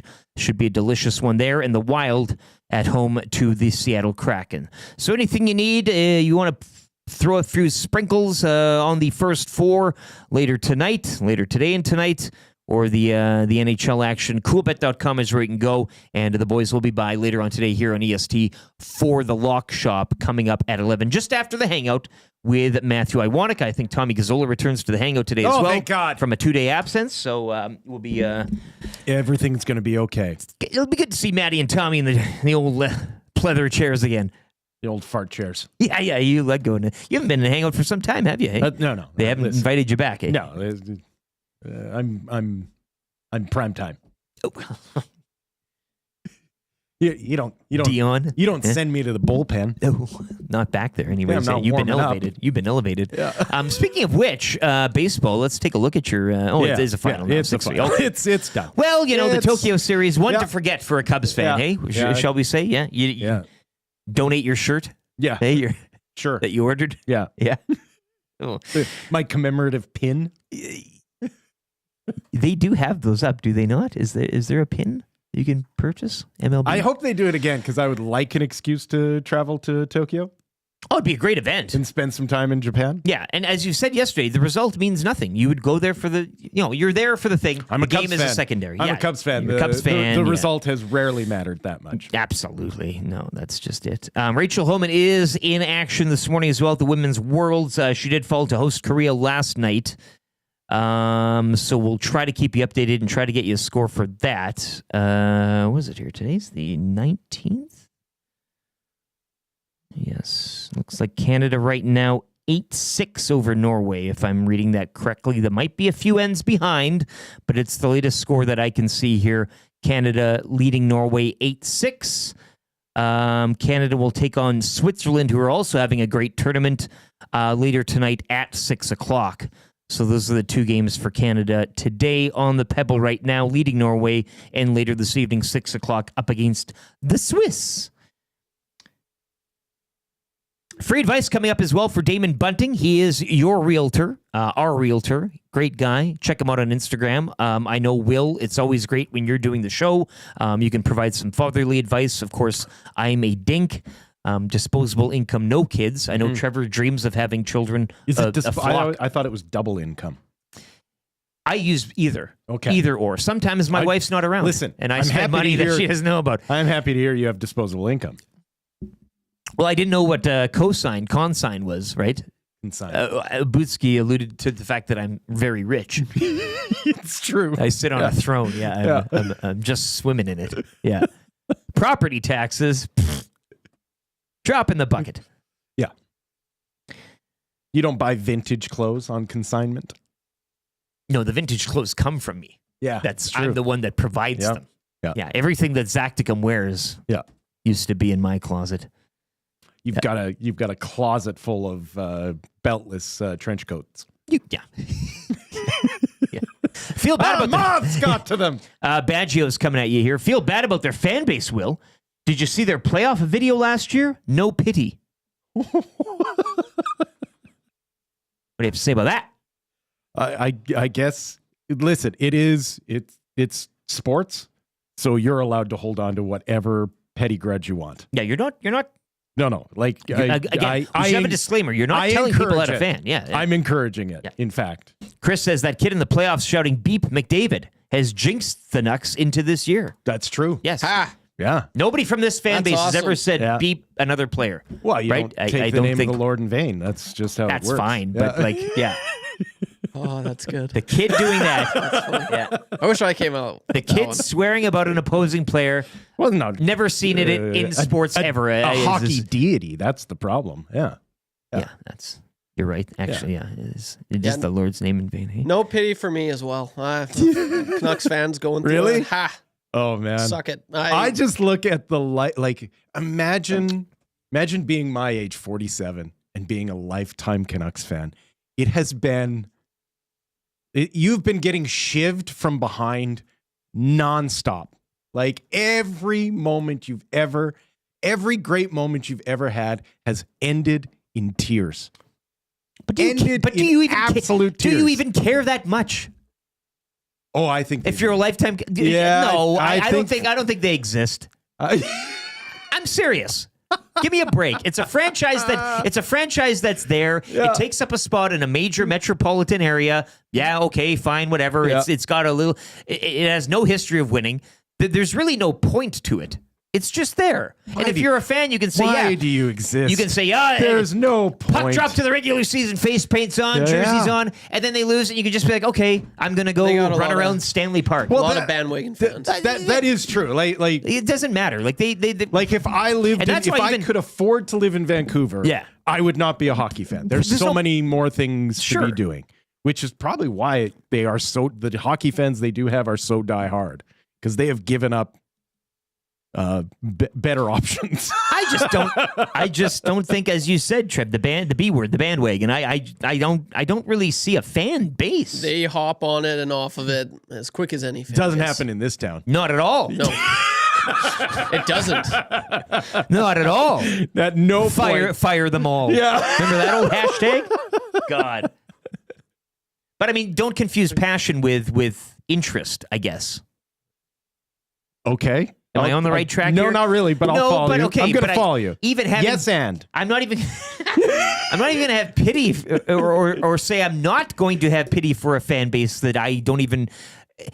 By me saying I don't have pity for them, acknowledges their existence. I just don't even. You don't even think. I about don't even them. think about it. That's I the- don't like. That's the thing. I think the Flames Oilers fans are still the whole Battle of Alberta, the whole BOA, the whole Yeah. That should be the one. And the Canucks just whatever. Yeah. Okay. That's the famous Mad Men. They're kicking you in the shin. You're like, okay, just the whatever. famous Mad Men Don Draper line Do your thing in the elevator where his underling goes, I just feel bad for you. I just pity you. And he just doesn't even look at him and says, I don't even think about you at all. That's what it should be. You're Don Draper in the elevator. The Flames have a cup, right? Yeah. Yeah. Because we gave him one. However you want to slice it. Yep. However you want to slice it. We decided it's your turn. Finally. Take this. Yeah. Changing 100. Normology says, I agree with LT. They're not winning. Their fans are out sailing boats. I wish we talked more sailing on this station. Like professional sailing. Yeah, like let's do it. Yeah. More water sports. I'd like Lots it. of Just more water. polo. Yeah. There's no greater fan sport Water hockey. than sailing. Professional sailing? Oh, yeah. Like you just the feeling in the stands. People think Formula One is elitist. Yeah, exactly. This is where it's at, baby. We should get Gage into sailing. I'm sure he'd be all over it. JKB, one of my best friends, is a Canucks fan. He lived in Edmonton for 10 years and now owns multiple Oilers jerseys. Still calls himself a Canucks fan. Yeah. Yeah, okay. I see, and I don't even believe he was ever a Canucks fan. He's just from Vancouver. Man. Honest to God, I'm not wrong here. Try living in BC. This is absolutely Schadenfreude. Well, okay. What's living in BC got to do with that? I'm sure there's... Yeah. What does that even mean? What does it even mean, Huffy the Clown? Yeah. Explain yourself. Their franchise-defining moment is literally their coach waving a white flag. Right. Such a sad, yeah, and that's kind of to my point. What I'm saying. And that's okay.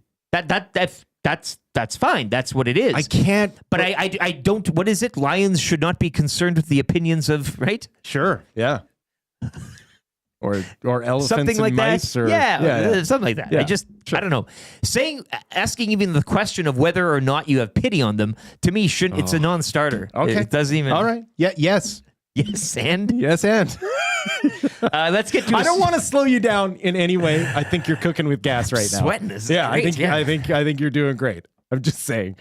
I can't imagine what it would be like. I honestly can't imagine what it would be like to be a Canucks fan.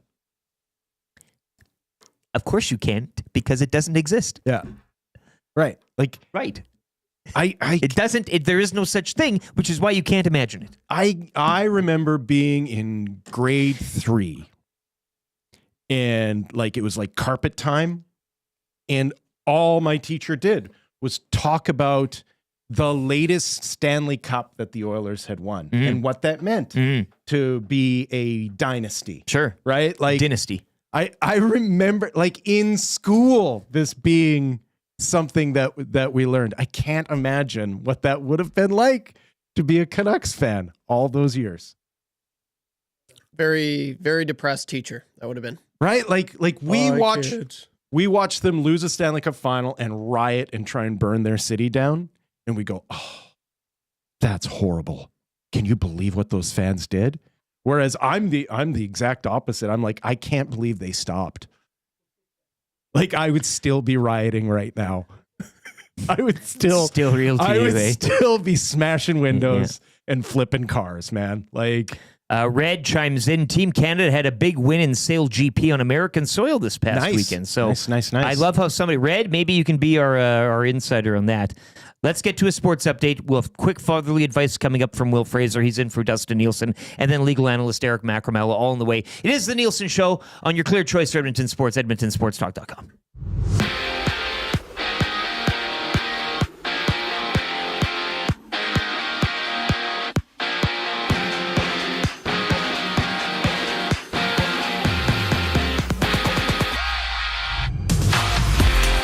Leon Draisaitl's 18-game point streak is snapped, but the Oilers do come away with the 7-1 victory over the Utah Hockey Club. The Blue and Orange will be back in action Thursday when they take on the league's best Winnipeg Jets.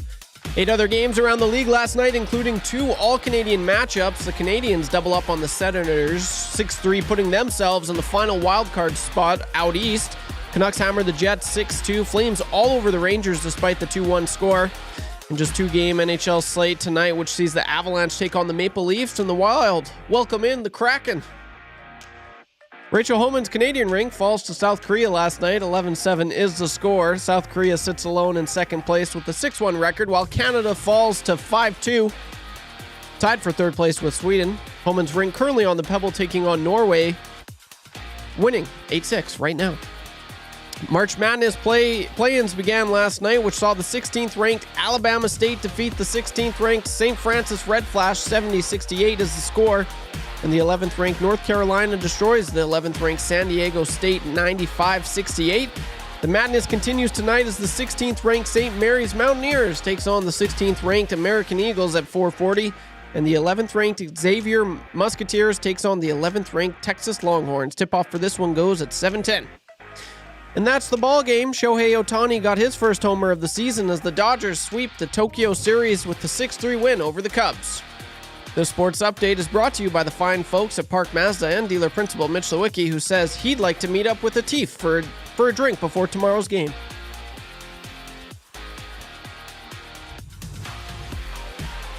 Hi there. If you're like me, you like to picture yourself in luxury, even though there's absolutely no way you could afford it. And if you can, well, even better. Thankfully, I picture myself in something that is luxury, but still absolutely affordable, like the all-new Mazda CX-90 from Park Mazda. With the new luxury features like facial recognition settings and quilted detail Napa leather seating, I can pretend to be comfortable with all of my proper settings activated without even touching a button, thanks to Mitch Lewicki and the great staff at Park Mazda. I like to picture Mitch Lewicki in a tuxedo t-shirt because it says, like, he wants to be formal, but he's also here to party too. Park Mazda, your dealer for life in Sherwood Park off Y Road, parkmazda.ca. The Nielson Show featuring Lieutenant Eric. Only on Edmonton Sports Talk.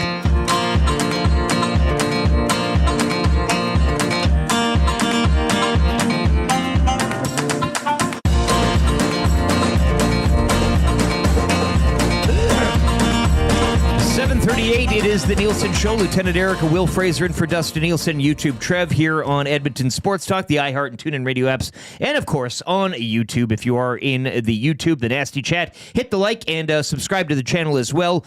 The Nielson Show coming to you live from the Popeyes Louisiana Kitchen Studio. Hit up their value menu right now, $4 for an assortment of items. You can't go wrong there at Popeyes. Reed Wilkins will join us tomorrow, is probably already waiting outside a Popeyes location near you. Free advice right now for Damon Bunting. Will, this is your cue. That's good. Damon Bunting has been a consistent top-producing realtor in the greater Edmonton area for over 17 years. He and his team would love to help you find that right home or make the move from your current one. Community-driven, he understands what it takes to make a difference in our city. Check him out, DamonBunting.com, or his ever-entertaining Instagram handle and account, Damon Bunting Real Estate. Get in touch with Damon. Great guy. He will sell your home or get you into that new one. Some quick advice. What do you have for us, especially for myself with no kids and Trev who wants to have kids someday? You do? Hopefully. Really? Yeah. Why do you say it like... You've talked... I don't mean to put words in your mouth. You've spoken about it before. Maybe. Yeah, every time Dusty talks about, coaching Marshall. Yeah. Ah, man, that just... Really? That hits me right in the feels. See, like, I want to be... I want to be that one day. That would drive you away. Yeah, that would drive me away from parenting. If you told me you're going to have kids and you have to coach them, I'd have been like, well, then I don't need kids because I definitely don't want to coach them. So...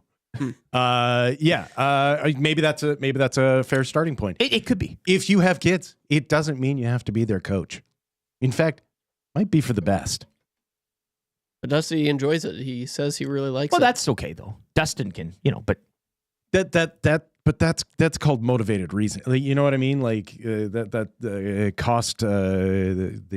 sunk cost fallacy, yes. All of that, right? Yeah. Like that. Like, if you were to spend that much time, effort, and emotion into anything and then say it wasn't worth it, it would mean that you just wasted that much time, effort, and emotion. So you kind of have to be like, oh, it's so worth it. But I don't know if it necessarily is. Maybe you want to be more of a life coach than a sport coach. You can just be a fan, right? Like, when your kids play, you can just cheer them on and, referee the fist fights that are taking place in the stands. Back check. Yeah. I would also say this. Do whatever you can as soon as possible to let your kid find what they want to do. Let them find. Yeah. Well, encourage them to find like not anything specific. Just here's the thing. If you have a kid, it's real hard for that kid not to treat you like their hero, not to take everything that you say as the gospel truth and not want to just impress you with everything that they've got. Like, it is a real sick superpower that you have as a parent. And so you need to view that as a real power and apply it ethically. And so the way that can become a real problem is if you love let's say you love billiards. Sure. Let's not pick on billiards. I like that. Let's not pick on the obvious. A real shark. Let's say you love billiards. You watch it every Saturday. You play it as soon as you can. There's a real strong chance that your kid's just going to want to be able to play that, just so that maybe some of the love you show to that sport, you're going to show to that kid. Mm-hmm. And so make sure that the kid actually wants to do it because they like the sport, not just that they like you, right? Because your kid's is gonna be confused by what they want to do. So go cautiously into those sports that they love, because I have met a lot of families that had a 7-year-old kid who swore up and down that they loved whatever sport their parents were spending time and money on. And by the time they were 16 and finally able to speak for themselves, go, I actually never really liked it. I just appreciated how much time you spent with me when you were doing it. Yeah. So just it's different for everybody, but you're cautious. Yeah, you're speaking from Brandon from Windsor. Absolutely agree. Let someone else coach your kid. Parent coaches are the worst. Will is on point. Normology says, I love coaching my kids. It's just a shame that their parents are the worst. Yep. Rip City Step. Trev, don't let Will's ever-present doom and glooming get you down. No, but you make a good... I never got to... I think my mom was like an assistant coach for a soccer team when I was like 5. Yeah, it didn't really matter then. But I'm glad that I never had to kind of answer for them being coaches. The only time I ever sat on a bench with my kids in sports was in lacrosse when my oldest was really little. Just ran the gate. And he didn't want to play. And he wanted to just leave and go home. And so I sat with him because I told him, you've made a commitment to your team. If you can't enter the playing field, you will at least be here on the bench and you will be encouraging. And so that's the only time that I ever physically even went there was to make sure that my kid didn't bolt. Like that's the only thing that I ever did. Yeah. Like, so I mean, that's the perspective that I come from. I've always loved the coaches because I know the sacrifice that they're making to coach my kids just somebody's got to do it alone. Let alone the earache that they get from certain parents mumbling in their ears. So I've always appreciated that. But sports are far more fun when you're not coaching them for your kid. And I understand that you enjoy it, but it comes at a cost. Yeah, and it's not all for you. It's not all for you all the time, right? Like it's selfish, like a parent. Any tax season is upon us. Any advice there as well? Just avoid them. Yeah. There's always next year. That's my motto on tax. Am I alone in this? He'll get you eventually, right? Yeah. Like there's no. What's the race? It's not like I didn't pay them. I paid the taxes. Like just chill out, man. I'm pretty sure you can just write a letter saying that. Catch you next year. Peace. Rob the plumber. I loved coaching my daughters in soccer for the last 15 years. I got to share my love and passion for the game with them. Without the parents coaching your kids won't be able to play. Sure. I think Will said that. He's just sharing an experience saying... If you want to pay it forward, coach. Yeah. But maybe not necessarily your kids. Right? Like, he's not wrong that there is... a lack of coaching depth out there. Somebody's got to official too, but I'm not lining up to do that. But part of the lack of coaching depth out there is because of the parent coach scaring away all the other people who want to coach, right? Like the reason why minor sports suffers from lack of officials and lack of people wanting to be involved is because of the toxic environment that parents tend to create around them. CRA, more like see you later. Yeah, yeah, exactly. Timber Woodsman wants tips to cut sugar out of a diet. Maybe we'll get to. Do you have any hot ones real quickly? Listen, for that? I wish I had a trick for you. The only trick I have is complete avoidance. Synthetic. No, just complete avoidance. Like, it's the only thing that works for me is to just literally not ingest it. It's tough. It's hard. It's a lifetime quest. Honestly, to me, I've never enjoyed any of the real good drugs, but to me, sugar, just the bad ones. No, Yeah. just the ones that don't hook you. Yeah, okay, The ones that don't set a barb in, Yeah, right? yeah, Like, yeah. Yeah, okay. So for me, like sugar is just Yeah. As soon as like you give me 3 Sour Patch Kids, eating the whole bag. Like I have no control, No limit. so I have to go complete cold turkey on it. You wouldn't last a second on the streets. No, I'd be licking the inside of the bag, man. Andrew, the accountant, says, do your taxes with an angry face. We got to move on here. We got our guest waiting here in the bullpen. And it's funny, we're going to go to this text as well. Hampton Steve, doesn't Macramalla coach his kids' baseball team? What's his thoughts on this debate?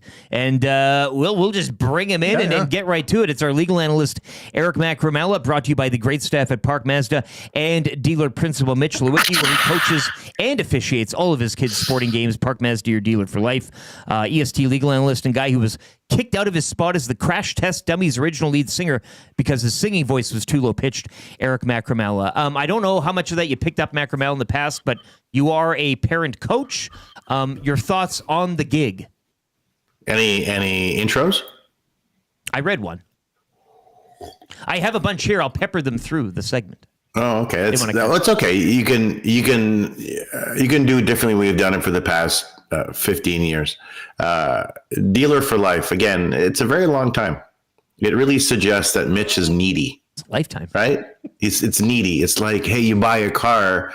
Can we be friends forever? Because I'm a low energy loser like Jeb Bush. I need you in my life. It's really, how about just, not for life? How about just eternity? I don't know, for a couple of days? Your dealer for a couple of days? Life is long. A fortnight. Isn't it? A fortnight? That'd be, what's that? Is that 2 weeks? I think so. Video game. Hey, Will, how's it going? Hey, really good. Ask him the coach. Have you checked the lost and found for the extra L missing on the end of your first name? You know what? I gave up on that search years ago. Isn't it great that joke has stuck around for as long as it has? Well, to me, it's a joke. It's a really good one. But has it?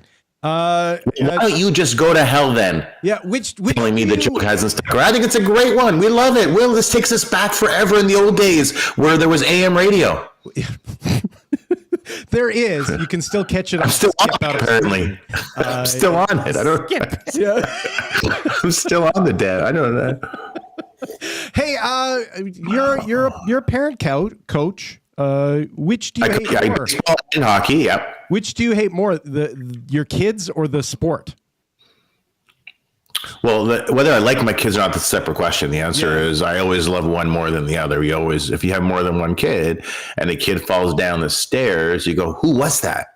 And then your wife tells you, oh, it was the firstborn. It's like, oh no, let me run over. Are you okay? Yeah. Do you want to go to, let me give you $1,000. And then the second one, it's like, you're such a loser. Like, how do you not, you have a lot of stair experience. How are you still falling down the stairs?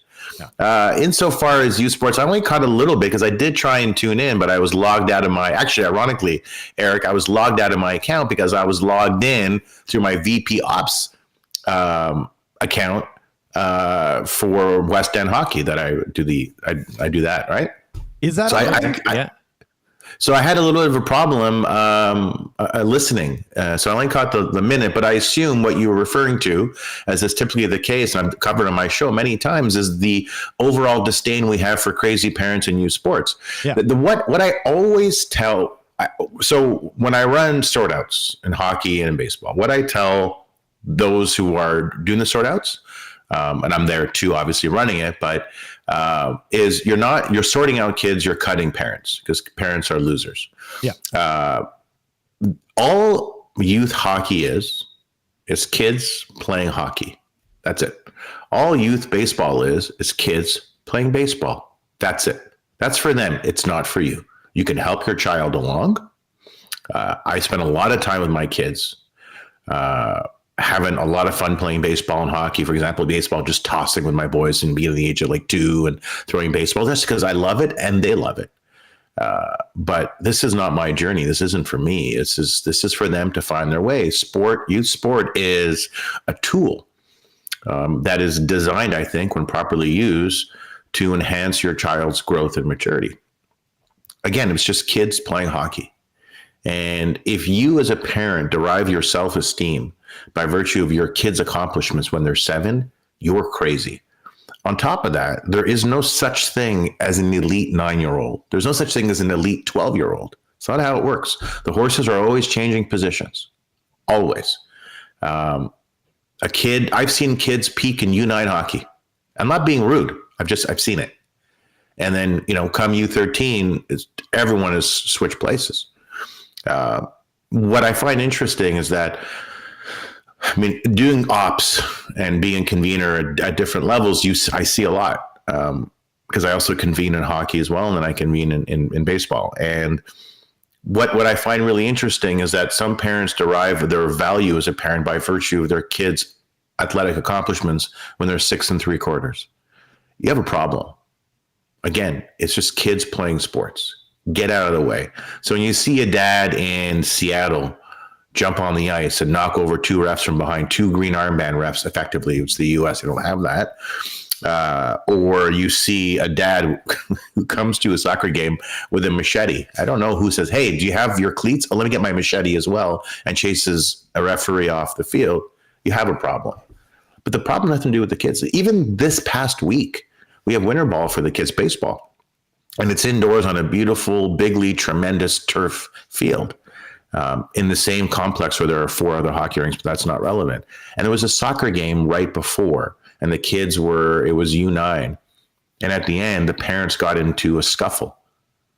And I'm just watching, I'm thinking, what's wrong with it? So I asked one of them, and he goes, well, he was very upset about a call that the ref didn't make. I'm like, huh? He's 8. He's 8 years old. And so he looked at me and he said, will you be my lawyer for life? And I said, that's too long. Let's just do a fortnight. Legal analyst and guy gets kicks leaving anonymous notes on car windshields. I'm pregnant. Call me. Eric Macramalla. That comes in from Tube Stocks this morning as well. Pregnant. Call me. Gold, Jerry. Gold. Yeah. That's really good. What else? Have you been keeping up with the Tokyo series there and Dodgers, Cubs, that type of thing? Baseball? I just are the Dodgers playing now, or is that game over, or what? Wrapped up. They won. Just wrapped up. I assume the Dodgers won. Yeah. I think they might be good this year. Yeah, that pitching staff. It's it reminds me a little bit, but not completely, of Smoltz, Maddox, and Glavins for the Atlanta Braves. For those in the audience who are under the age of 30 and haven't seen Greg Mattis's great documentary. But the difference is that was organic. That was, it's kind of homegrown. I guess they traded for Maddox, so it's not entirely accurate. But they traded for him when he was not, pitching as effective. He was throwing about 95, 96, but he wasn't. He was more of a thrower than a pitcher. They have Yamamoto, Glasnow, Sasaki, Kershaw when he comes back. I feel like I'm missing one guy. Who's the other pitcher? Thank you. When he comes back. That's pure insanity. But it reminds me, the Rockies owner said, well, that's evidence you need a salary cap. I've been to 2 Rockies games, which is really fascinating. If you go watch a game there, the person that designed the actual field, and that's the part of the stadium where you sit and watch, and then the field, is not the same person that designed the concourse in that same stadium. The person that designed the actual field, it's stunning, finished first in his class. The person that designed the concourse, the concession area, finished last in his class. Those two areas have nothing in common, completely incompatible. But it's a team that has lost 100+ games. People still go out to the games. It's ridiculous. But that's an owner who is a loser. He's a low energy loser like Jeb Bush. All he does is loses. And so when you lose, what happens? You look to blame somebody, right? You look to blame. So you say, well, I'm blaming the Dodgers for our losses, which is insanity. It's a team. The Rockies have been poorly managed for a long time. They are a perennial loser. I don't know if you need a salary cap in baseball, but if you do want a salary cap in baseball, be prepared to miss a season or 2. Don Fear years ago, when he took over as the head of the NHLP, I got my hands on this memo back when AM radio was like hot, right around when you found me, Will, with 1 L. Yeah. Will found me over the Kovalchuk stuff. AM coin. Yeah. Yeah. No, it's good. I've made a lot of money off AM radio. And by that, I mean nothing. Yeah. It's amazing. I do it for free. I'm still waiting for my Mazda, because he's the dealer for life. I'll follow him around I'm going to move in with him. I'll sell me a car. I'm going to pack my suitcase and show up his house. All right. What's for dinner? because you're my dealer for life. It's funny because dealer for life, that also suggests, like an illicit, unlawful type of dealing too, right? I mean, you have to be careful. I mean, is he selling a Mazda or is he selling cocaine? So here's the thing. You want to be careful because he's a sponsor, but clearly I don't care because I've never seen any of them. So I don't care what I say about Mitch, who clearly is not a cocaine dealer, but dealer for life. That suggests a lot. I don't remember what I was talking about. Is Aaron Rodgers playing football? I like that. That was a really good way to get me off Mitch. This is your dealer for life, by the way. He should sponsor the next AA meeting. Aaron Rodgers, I heard that they were saying that he was holding teams hostage. I guess it comes down to the Giants and the Steelers. He's not holding anybody hostage. He was just released. Was it just like last week? Doesn't he? Shouldn't he have the opportunity? The Vikings now are out. He wanted to go to the Vikings. That's out. Yeah, it's the Giants and the Steelers. Yeah, it's just the Giants and the Steelers. I mean, if you're Aaron Rodgers, do you want to go to the highly dysfunctional team that is the New York Giants? When you leave, you get good. Hashtag Saquon. When you stay, you end up sucking. But also, they're so poorly run. It doesn't, just because you bring in different players on a team that's highly dysfunctional, that team won't become good. It's like any business. If a business is poorly run, doesn't matter who you bring in, no one will perform at their high, sort of the utmost limit. They're just not going to be, completely actualized as players. Why he would go to the Giants, I don't understand. You go to the Steelers, you got DK Metcalf. That's a weapon for him. I guess if Najee Harris resigns, you got him. It's a more buttoned up team, but, they're a middling team. But if I'm Aaron Rodgers, those are my two choices, I pick the Steelers. How about you guys? Well, and you want Harris Charger now. You won't have him anymore. He's gone to the Chargers. I would look forward to a Rodgers-Tomlin soap opera taking place. Well, that's just it. I can't imagine those two coexisting. So I want to see it. Yeah. Well, if he went to the Giants, Mara is the owner, his daughter was in House of Cards, maybe Aaron Rodgers would demand a cameo in House of Cards. And you have to tell him the show is no longer around, then he'd be very upset. He said, House of Cards, that's my TV show for life. That's right. Yeah. Eric Martin says Andreas Galarraga will become Macramalla for that Rocky steak. Dusty's in Anaheim, Disneyland. Okay. Oh, Anaheim. Sorry, you said Andreas Galarraga what? Invited. California. Yeah. What's he doing there? Family trip. They're having fun. A Disneyland. It's a Disneyland. Well, that doesn't make sense. You don't have kids. You said it's a family trip and they are having fun, which suggests all four are having fun. If you have kids, the kids are having fun. The parents are not. No, it's Tammy and the kids. Dusty's part of the the gaggle. The grandparents are there. No, the whole clan. Nielson clan. They cleaned out half the PC. The grandparents are having fun. The kids are having fun. The parents are not. Right, Will? That's how it works. Tammy's probably having a hard time. Yeah. I think Dustin probably has already found a sports bar and has seen his kids twice, maybe. For like 2 hours in total. That's all it takes. Yeah. Well, maybe has he gone to a Ducks game? Still the worst nickname in sports after the Pelicans, right? Like, how would the Ducks still... if I bought the team, I would rebrand immediately. Agreed? Mighty. Mighty's gone, but wouldn't you guys rebrand that team? It's a terrible team name. It shouldn't be your team name for life. You should change it from the Ducks to something else. For life. Bi-weekly. Do you have anything else to say, Eric? Somebody wanted more Jets. It's so great when I drive these segments. This is great. It's amazing. I want my car for Mitch. It's been he has sponsored this segment now for 15 years. I want something from him because I want a car so I can move in with him. I think it's entirely reasonable, entirely fair. Do I have anything else? No, I'm just really happy the Canadians are doing what they're doing. As a Habs fan, this is very exciting. This is legitimate. Yeah. It's real. The hottest team in the league just beat the second hottest team in the league yesterday. And it was cute. Came back from hockey practice. And with my older son, Daniel Nicky was already in bed. He's 8. And they were down 3-2. And we were sad and quiet together and despondent. And next thing you know, it's 3-3, 4-3. And it was just... we felt such joy. And this is the part I don't understand with parents is that they're happy to put Timmy on the ice for 4 hours, beginning at 3:00 in the morning, working on his outside right edge while skating backwards.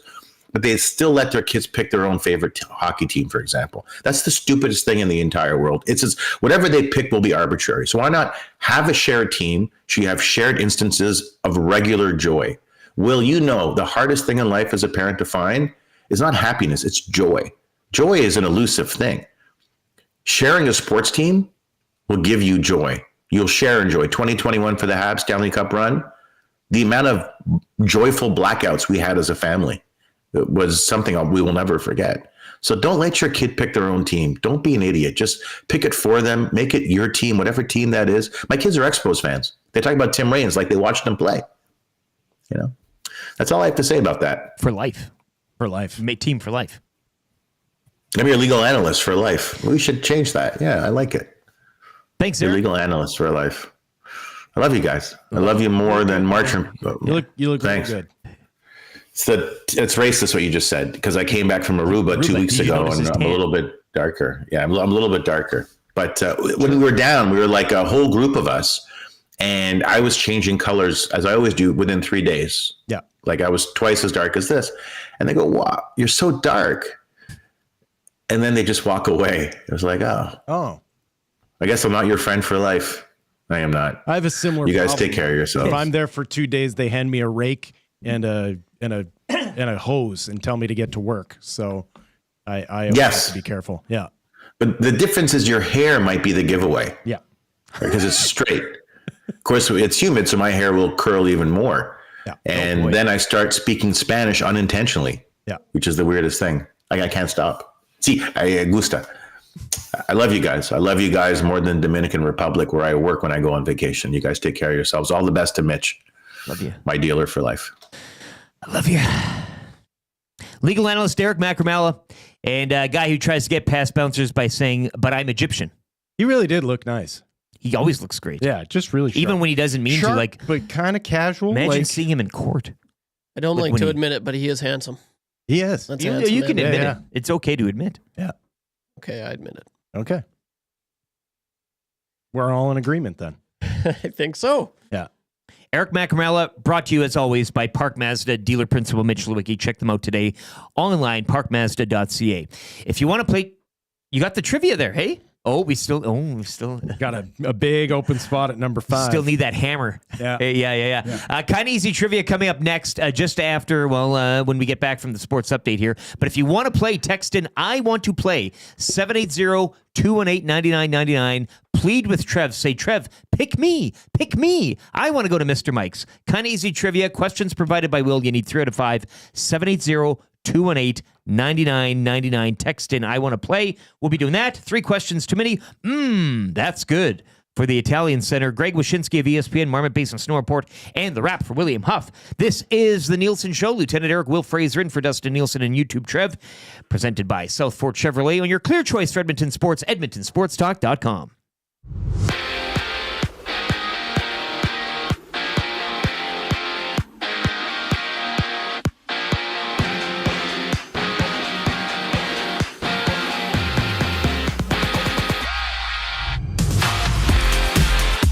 Leon Draisaitl's 18-game point streak is snapped, but the Oilers do come away with the 7-1 victory over the Utah Hockey Club. The Blue and Orange will be back in action on Thursday when they take on the league's best Winnipeg Jets. 8 other games around the league last night, including 2 All-Canadian matchups. The Canadiens double up on the Senators 6-3, putting themselves in the final wildcard spot out east. The Canucks hammered the Jets 6-2. Flames all over the Rangers despite a 2-1 score. And just a 2-game NHL slate tonight, which sees the Avalanche take on the Maple Leafs and the Wild welcome in the Kraken. Rachel Homan's Canadian rink falls to South Korea last night. 11-7 is the score. South Korea sits alone in second place with a 6-1 record, while Canada falls to 5-2, tied for third place with Sweden. Homan's rink did come away with a victory earlier today. 8-6 was the final over Norway. March Madness play-ins began last night, which saw the 16th-ranked Alabama State defeat the 16th-ranked St. Francis Red Flash 70-68. And the 11th-ranked North Carolina destroys the 11th-ranked San Diego State 95-68 as the score in that one. The madness continues tonight as the 16th ranked St. Mary's Mountaineers takes on the 16th ranked American Eagles at 4:40, and the 11th ranked Xavier Musketeers takes on the 11th ranked Texas Longhorns. Tip-off for this one goes at 7:10. And that's the ball game. Shohei Ohtani got his first homer of the season as the Dodgers sweep the Tokyo series with a 6-3 win over the Cubs.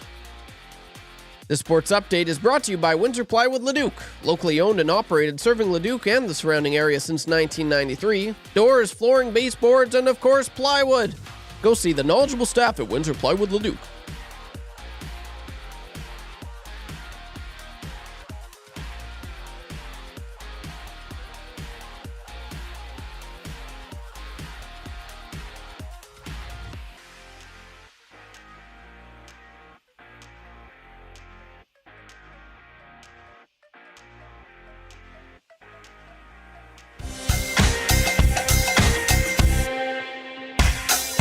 What say you?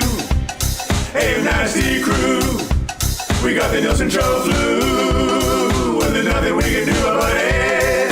What say you? Hey, nasty crew. My wife thinks I got better things to do, but there's nothing I can do about it.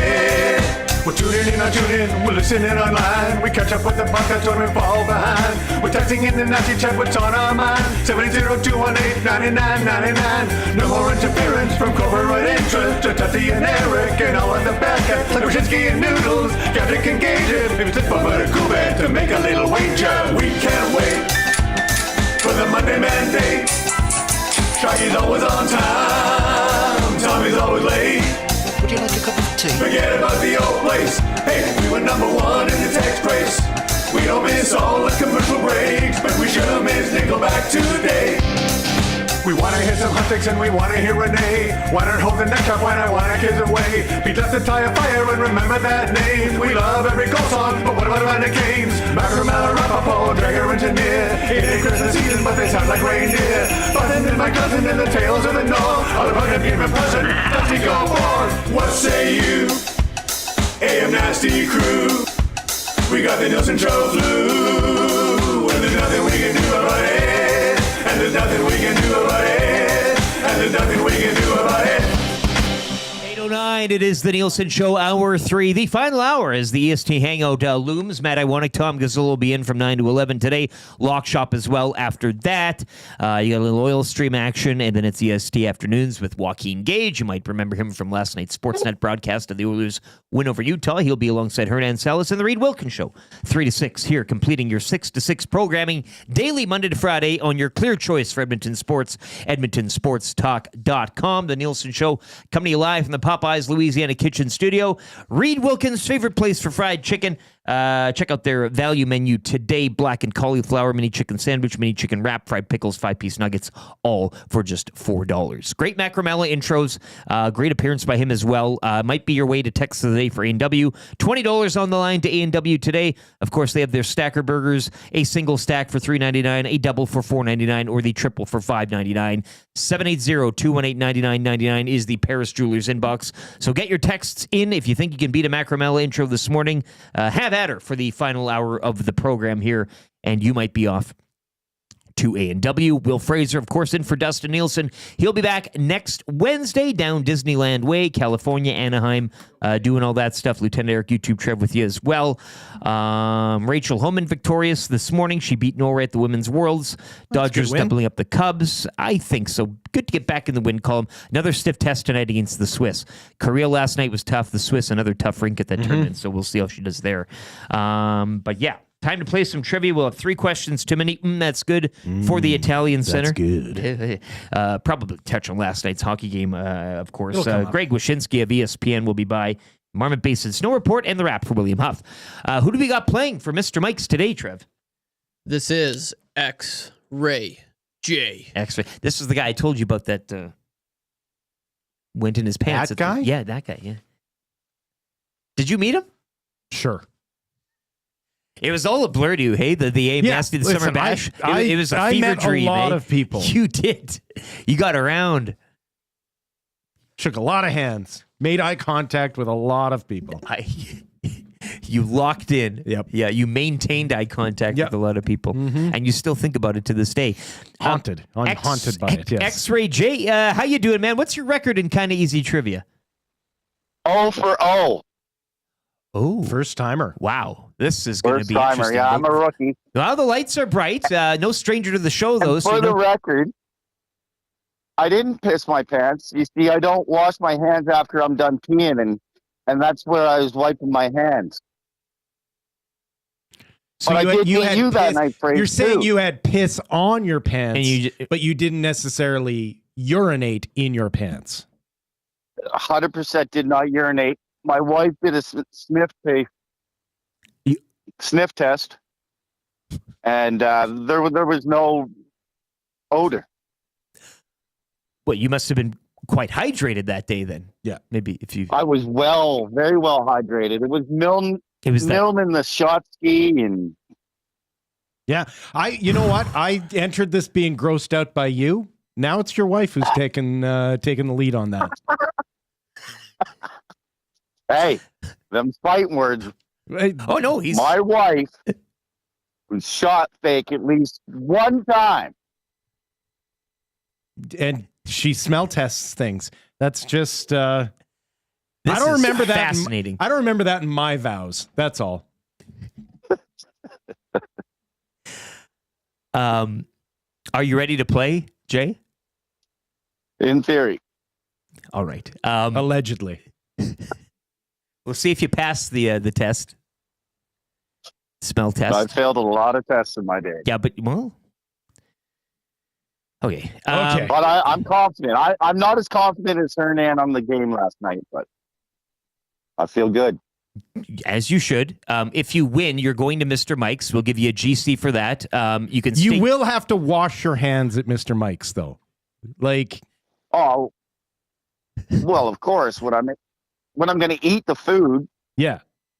Just promise us, and more importantly, promise Mr. Mike that you will wash Mr. your Mike, hands. yeah, he doesn't like sloppy.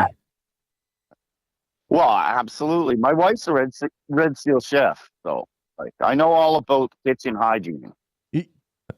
Knowing about it and acting upon it are two very different things. True. You can stake your claim, X-Ray J, at Mr. Mike's. 2-course steak dinner, $39.99. Emperor's Caesar salad, rustic onion soup.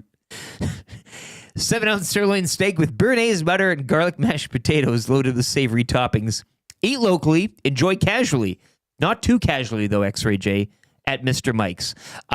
We'll start the ticker after I read the first question. All you need is 3 out of 5, and we're sending you there. Are you good to go? Let's do this. What is the college basketball tournament starting this weekend called? March Madness. Who had a pair of goals for the Oil last night? Hyman. What sport combines sliders, stones, and brooms? Curling. Who fought for the Oil last night? Darnell Nurse. How many games did Draisaitl score in consecutively? 18. Oh, yeah! Well, oh, yeah! That is why I did it! At number 5! Are you kidding me? That's right! Who do you think you are? I am! Get it right! You can't have a newcomer come in and steal the show. That's a paddling. Oh, we've been strong. We're just playing by the rules. Oh, you better believe that's a paddling. And I was in Miami with my new beach house. Well, it was a couple minutes from the beach. That's a paddling. The first year, we took it to the limit. You cannot come to my house. No, not today. You cannot come to my house. No, not today. Just so you know. Mike is on. Yeah, did he wipe it off his hands, or did he, like... I'm glad we cleared all that up. Or did we? No. I don't know. No. I think we have more questions than answers exactly. now. We came away with way more questions. Yeah. A fascinating character, hey? Did we misunderstand him? I think so. Did he meant to say that when he uses the bathroom, he washes his hands and then dries them on his pants? Or did he say that he doesn't wash his hands and therefore just wipes them on his pants. I think the That's latter. how I originally understood it. I think it was the latter. And I got to apologize, X-Ray J, for just saying outright that you went in your pants. I mean, we've all been there, albeit at probably earlier ages in life, but I didn't know that this was the play. But then you got to bring the old lady into it. Yeah. Eh? Like, I don't know if that was... Yeah, she didn't deserve that. She did not. She did. The sniff I would never. She did not deserve that. Sounds like a saint of a woman. Oh, real. Yeah. I don't know where to. Well, that's the words "my wife sniff test" is just that's not a sentence. I don't like that phrasing. Should be the whole saying is yeah. Raider Jesse said, I think he meant he dried his hands. Well, but that wasn't That's really what we're what it was. saying. We're trying to put a better light on it, I guess. Not a black light, though, because that would be disgusting. Did everyone take acid this morning? Scott on a hotel balcony in Beaumont. Can't speak for everybody, but... yeah. Friedel says, this dude's wife, your sniffer for life. Very well played. Yes. Combining segments into a delicious bit. X-Ray J's off to Mr. Mike's, though. We love you, Jay. Thanks, good Jay. performance. We'll 5 see you for when you come in. 5. Like, oh, well done. It wasn't even, no. It's never in doubt. not even in question. As he says, he's mentioned in one of the anthems from that party, and he chimes in, the song goes a little pissy. So it wasn't the full. Right, you're right. Yeah, we did qualify it. 3 questions too many, brought to you by the great staff at Park Mazda My and wife's dealer sniff test principal Mitch Lewicki. Your dealer for life. He is your dealer for life, dealer for eternity. Once again, check out parkmazda.ca or Park Mazda in Sherwood Park. Tell Mitch Lewicki, the dealer principal, EST sent you. Social media accounts. What do you want to go first? Trev, you're the guest. Where can people follow you online? Where can they follow me online? They really shouldn't. I can't repeat this enough, which is evident because you make me repeat it every time I'm here. We could have new listeners. Yeah, but don't. Do something better with your life. Anything. Even if it's staring at a wall, it's going to be more beneficial to you than going on social media. Trev, you're on the socials, aren't you? TikTok? Yeah, if you want. What's your Snapchat? My Snapchat. Oh, gosh. No, I won't be putting that one out there, but... How are you going to keep your streak alive? My streak? Yeah. How do you know about my streak? Anyway, YouTube_Trev. You can give me a follow on Twitter. Yeah. And yeah. You want to be Snapchat buddies? Do you have Snapchat? I did for 2 seconds. Good on him. Okay, I'll snap Why you. not? Yeah. I'll snap you. Yeah. Okay. Yeah. And YouTube_Trev Yeah. on Instagram as Then well. then we can have a streak. Yeah, I'd like that. Yeah. We'll be streaking. You can send him snaps when you're at the game with a teeth tomorrow, eh? Yeah, that's right. Yeah. Oh, God. Oh, cool. What? I'll send you all It's not like I could have anything else going on in my life. I better stay on top of that. It's one of the perks of I'll send social you media. all sorts of videos and photos. Yeah. Seriously, I think you'd like them. Yeah. Question number 1, and it comes from kind of easy trivia. I've shot it right to the top. What was your most embarrassing moment that you can recall in your life? Publicly. Embarrassing moment. Publicly. A public embarrassment. Not to say, and going off X-Ray J's thing, I mean, everybody was a little sloppy at the party. And it wasn't just you. Way back in my early days when I was on Jason Gregor's show, he made me sing once. That was pretty awful. That's it? It was pretty awful. No defecating, any of that? Like a pooping of the pants or anything? No, not really. No. The kid I used to go to school with in grade 2, Greg Hart, he couldn't stop doing that. I felt bad for the guy. Pooping his pants? Like he was a fecal-philiac of some Well, I sort? don't know, but not that he enjoyed it. He got embarrassed by it, but it was just he couldn't. Yeah, but maybe he got off on the embarrassment. Like that's usually what's going on with like really? fecal-philiac sort of thing. It's the degradation that actually is the like. Yeah. Usually these things come from more of like a drunk story. When were you so? Because you had your birthday, and a lot of people are telling us it's Bruce Willis's 70th today. So happy birthday to him! But you had your birthday at the Brew House in Spruce Grove a few years back. Yeah, Remember that? and then I had to get the call. Yeah, and my friends hijacked it. Yeah. And then the brew house hijacked it. Yeah. Oh, and that's a dangerous. Yeah. No, the only story that came away from that was my one friend being like in awe of me because I was in bad shape and I still had to hit the mic every like 15 minutes. And so I would be. And you usually keep it above. I would be like drunk blind, like not knowing where I was geographically within the bar. And I would get to the mic and then like Kevin Costner in The Game, I would engage the mechanism and I would hammer it. I would hit that line, no problem. And then it would immediately turn off and I would be gone again. My buddy Aaron said he watched me try and text to pro Dean Millard to beg off of my evening hit. And he said it took you 25 minutes to send that text. Cause it was like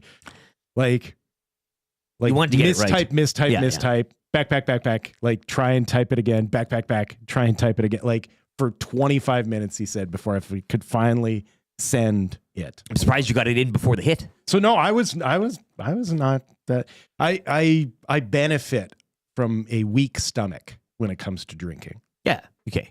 So yeah. I can't indulge to the point of like blackout drunk. Sure. I will get to a certain point and it's the lifeguard blows the whistle and it's everybody out of the pool, right? Like, yeah. Joel says I mixed red with white, not a pretty sight. Trev, you're a young buck. I'm sure you got a humdinger, hey, or whatever from a bush party. Most embarrassing? Yeah. Just other than being from Pincher Creek. Add it to the list of embarrassing things. My whole life is embarrassing. My first kiss That's the spirit. was, I have that as a confession on the queue. I'm going to probably rattle that one out in the next 2 weeks. My first kiss was very embarrassing, so I'm not going to go into too many details. Actually, my first few kisses were just the worst. I was in this air band. It was, air band is just, it does not hold up. You can stop there. School assembly air band. Just stop there. Air band is good enough. Everyone thinks it's the coolest thing. Unless it was simply irresistible. Oh, that's a Mount Rushmore of air band. Exactly. Yeah, that's the only air band that holds up. It was in grade 7 and the boys needed a drummer. My buddy Steve Young did Simply Irresistible air band. Like had 10 girls in the mini skirts doing the dance behind why him. not? Like how many people were in your air band then? Yeah. What was it? 4. And What song? I was the drummer. It's. Don't I'm shake drawing your a blank. head. No, I'm drawing a blank. Oh, Def Leppard. Yeah. At least make it Def Leppard. No, I know the song. I'll tweet it. Don't. Reed Wilkins might be watching. I'll tweet the song later. But yeah, it was embarrassing. Like we had a whole routine. We're doing all these cool flips and all that, and then the lights are on, and we just. You can do Motley Crue and just have a potato in your pants. 3 minutes. I'm on stage and I'm just straight face. Like I'm like. You were literally playing the drums in your mind. I was playing the drums, but it was don't distract me. Yeah. And I was in grade 7, had a girlfriend at the time. I'm like, oh gosh, she's gonna be so embarrassed. Look at me. I'm just now she'll never marry me. Banging these drums that are just invisible. It was the worst thing ever. When I think of most embarrassing things, I just remember how I felt in that moment, and it was the worst thing ever. I know kids were talking about because every other band was like really into it, and we sold it. And we just were doing this like the whole time, 3 minutes. And like the teachers are like looking at everyone. The only way to survive anything that is inherently embarrassing is to give it 110%. Completely commit. You have to own the. Yeah. Dr. J says you're thinking of Addicted to Love instead of Simply Irresistible. They're kind of the same song, aren't they? Yeah. The same, it's a cookie cutter type of song beat. And I was also, just quickly, I was very, very small, late bloomer. My first week at Pincher Creek at the high school, I got pushed into a locker and locked in, and I was in there for 15 minutes, 20 minutes. And then the teacher had to, they heard banging inside the locker, and I had to get the teacher to... Did they get you out? Get me out? But yeah, they did. And there's Depends on what kind of banging it was, am I right? There was 20 people looking at me, and I was the new kid, so everyone was talking about the new kid that was pushed in the locker and locked in the locker. That was also very embarrassing. Question 2. Your two Eastern wildcard teams when the regular season in the NHL comes to an end are... Eastern... I'll get Trev if you want to jump in. I'll give you right now. Senators 77, Habs 73, Rangers 72, Islanders, Jackets, Red Wings 70, and Bruins at 69. I'm gonna say the dark horse is gonna be the Islanders. Yeah, Patty, why? Yeah, I like it how it is. I think Islanders it's gonna and be- Canadians. Ottawa, That's gonna be your Red future. Wings won't come back. They're fading now. It is simply irresistible. That's simply irresistible. Yeah, Robert Paul. Yeah, Robert- yeah. But you could do addicted. You could do it all. I mean, but I. That is the. Yeah. I get why he thinks it's addicted to love. Yeah, but yeah. And question number 3: Aaron Rodgers is doing what this coming NFL season now that the Vikings have cooled their interest, as they should? Jay McCarthy. I mean, be real about your organization. Be real about your prospects. Just go along with it. Honestly, I can't believe anyone's returning his phone call. I know. He has not been. Even the Giants, and I don't care what you say about them and more and all this. He hasn't been an effective quarterback for more than 2 years. Yeah. More than 2 years, and he's over 40. But he won a Super Bowl once. But this is just it. Yeah. At least when Brett Favre was hanging on at the end of his career, he could still throw deep. Yeah. Right? He still had velocity. Chuck it around. He didn't have head smarts anymore, but he still had velocity in the arm. He's a bad quarterback. Not just playing on bad teams, but he's the reason those teams are bad. I wouldn't return his phone call. No, I don't. Especially the Steelers. No, that's not an organization that can't believe that. Tommy Maddox must be rolling in his grave. Well, they are such a well-run organization. I can't believe they're within 10 feet of the guy. Let's get to that's good quickly here. That was 3 questions too many for Park Mazda. That's good for the Italian Center Shop. Don't always do as we do, but do as I did. A lasagna, got a couple of hot and spices. The hot sandwiches, the sandwiches, or the milds are good too. They use a different kind of meat in there, so it's not so spicy for you. But the house-made lasagna, made fresh daily, ready for you to take home, heat, and serve. House-made sauces, locally made pasta, Alberta, available in Alberta, raised pork and Piedmont mayonnaise? Piedmont. Oh, I have no idea. Really? That stumps you, eh? That one. I've not seen that one before. Yeah. Piedmontese beef. All the beef or roasted veggie varieties. You can get individual family size or pre-order a party-sized option to feed a larger crowd. Yes, you can feed your family, or you can get a nice jar of olives and crackers and meats and cheeses and stuff like that, all at the Italian Center Shop. Yeah, that's good for the video. Yeah. Get a potato in the pants. Yeah, right? Yeah. That's good as the Oilers, and we'll go back to them. I know Greg Wyshynski will be coming up here in a few, but it is good. It's good to see a little bit of, Vasily Podkolzin. When was the last time he had a goal? They said over 20 games. Yeah, it was probably in January. Arvidsson got his 10th. He has been... he got the goal. He scored in back-to-back games now. He's on a heater. That's a first for him. He's on a heater. So look, Dusty equated this team to what was the Robin Hood or whatever. And they're trying to find anyways. They're trying to find somebody in the face. Are you there or whatever? It was, you're thinking Peter Pan. of Peter Pan. Hook. Hook. Yeah. That's yeah. There you are, Peter. Yeah. So that's what we've been doing with the Oilers, rubbing their face and seeing we're there. I think we may have found them. It's appropriate that Dustin would identify with that movie of all movies, of being a child stuck He's a film buff. in an adult's body. Oh, I see. Yeah. Have you heard of the story of when he did the book report on Don Quixote? Okay. But he watched the movie starring what's his face? The enemy from Dexter there in season whatever. Sure. Third Rock from the Sun. The guy. Yeah. Harry. It's one Harry of my favorite. Yeah. No. Henderson, not Harry. But, Yeah. Anyways, where were we? The Oilers are. That's good right now. That's great. That's good. They scored for fun. They didn't let the other team back in it. It was one of those games where you can put your feet up, crack another one, and just enjoy the Everybody was having a good time. Once again, the big dogs were eating. Trent Frederick, whatever you get with Evander Kane, you insert them into this lineup. But this is what you got now. Matthias Ekholm, Wallman again blocking shots like a dam out there. And if that secondary scoring can just wake up slightly, I mean, I wouldn't slot Nuge into the secondary slot, but certainly he's been playing like it all year. He's finding his game. A lot of good things. A lot of great things, but for the purpose of this segment, that's a lot of good things from last night. That's good. It had an Italian center, variety of good coming from last night's game. Aside from one factor, and that was Leon Draisaitl having that point streak snapped. And, what a bum! And the injury would niggle, but I think you can kind of chuckle in a 7-1 win, and he doesn't continue that point streak. It doesn't make any sense. Right. It's a weird one, but that's good for the Italian center shop. That's good. Let's get to a sports update here from YouTube Trev. On the way, ESPN's Greg Wyshynski will join us. Marmot Basin Snow Report and the wrap for William Hupp. That's all coming up on the final half hour of the Nielson Show. Lieutenant Eric, Will Fraser in for Dustin Nielsen on your clear choice for Edmonton Sports, edmontonsportstalk.com.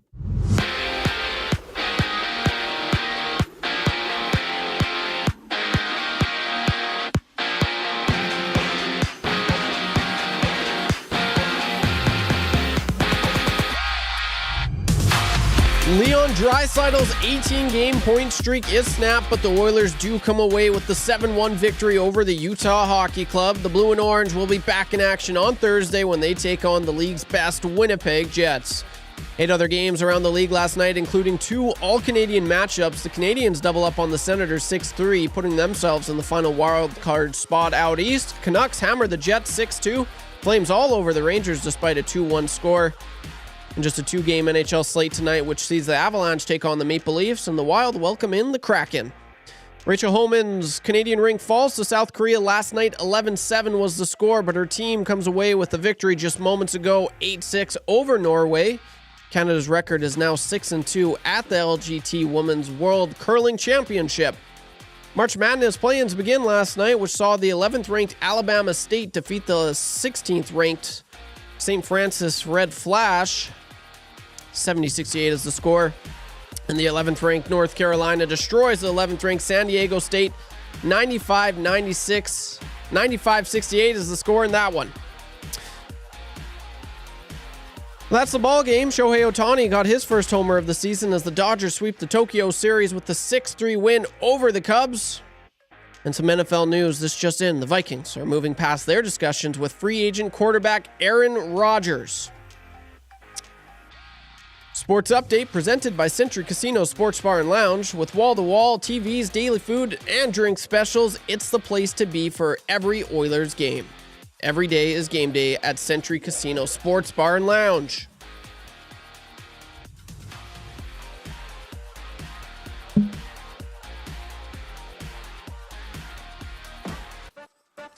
The Nielson Show featuring Lieutenant Eric. Only on Edmonton Sports Talk.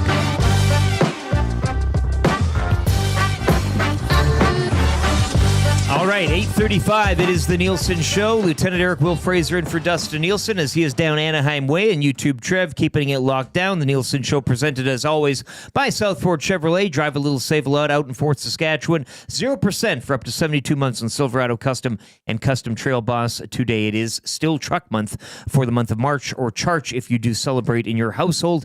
We are coming to you live from the Popeyes Louisiana Kitchen Studio. And a big hello to everybody listening in and watching today, whether it be on the iHeart, TuneIn Radio apps, or on YouTube. If you are on YouTube, smash that thumbs up, hit a like, and subscribe to the channel as well. He's been waiting patiently. We'll bring him in now. Your friend and ours, ESPN's Greg Wyshynski, always a team player. Before we get to the hockey, Greg, how's that bracket looking for you here? I haven't put it together yet. The survivor pool that I'm in allows us to file it after today's first 4 games. So I'm going to worry about it yet. I'll worry about it tonight. You know, I'll pour a little brown liquid in a glass with ice and settle back and try to pretend to be a college basketball pundit, as I usually do. My approach is usually survivor pool. Maybe I'll throw in an ESPN bracket. I usually make a few ill-advised parlays early on in the tournament, and then I just get kind of bored with it. But Maryland's in it, and that's exciting for me as a Terrapin alumni. So we'll see. And they're a pretty high seed, too, so we'll see how far they go. Did you go to any games when you were attending? Yes, and I am old, as you guys know, and as everyone in the comments always talks about, my hair knows.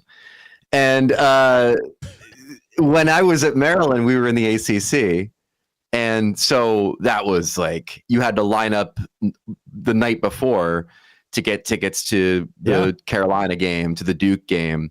We beat Duke once in the regular season, and the dorm I was in, the students, not me personally, celebrated by lighting a couch that was in the common room on fire and putting it in the elevator. Was what happened when we beat Duke in the regular season. That sounds appropriate. To vandalize your own stuff in celebration. Yeah. Well, it's I have dealt with a lot of rivalries in my life, right?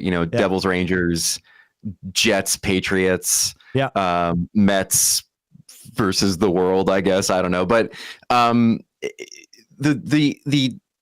the little brother syndrome that happened for Maryland in basketball vis-a-vis Duke was something that nothing's come close to it. Like, as much as my team's been battered by their rivals, like the idea that anything that would happen positively against Duke would be heralded as like a major accomplishment is just, it's stunning to me. I mean, we just used to get our asses beat so often by Duke that anything that you could understand why the couch got lit on fire is, I guess, the summation of my thoughts here. Big Maple in our nasty chat says, didn't know Maryland had so many Canucks fans attending, given the rioting of sorts. But that's right. It's always been a hot we topic here. we open the elevator. There's a flaming couch and a couple kissing in front of it on the ground. I don't know how they got there, but we took a photo. It became quite iconic. Getting to the stuff on the ice and perhaps off the ice, GM meetings, Greg. Any thoughts on that? Did you have a fly on the wall down in the big brain room down there? What are you pulling from the meetings, if anything? Well, my colleague Kristen Shilton was down there, as you folks know. I took a little week off last week, and so she headed down to the GMs for this round of it, and she sent me back some information about the NHL talking about offense this season, which I found very interesting. So their boast is that goals per game is greater than 6, which would be, I think, the first time there's been a stretch of years with the goals per game being over 6 consecutively in like the last 30 years. That being said, Hockey Reference says that the goals per team per game is actually 2.98. So we're rounding up a little bit. And this would be the second straight season of offensive decline in the league on average, if that holds. Why is it happening?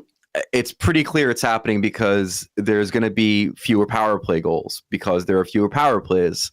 The conversion rate in the league is 21.6%, which would be the highest that we've had since 1985-86.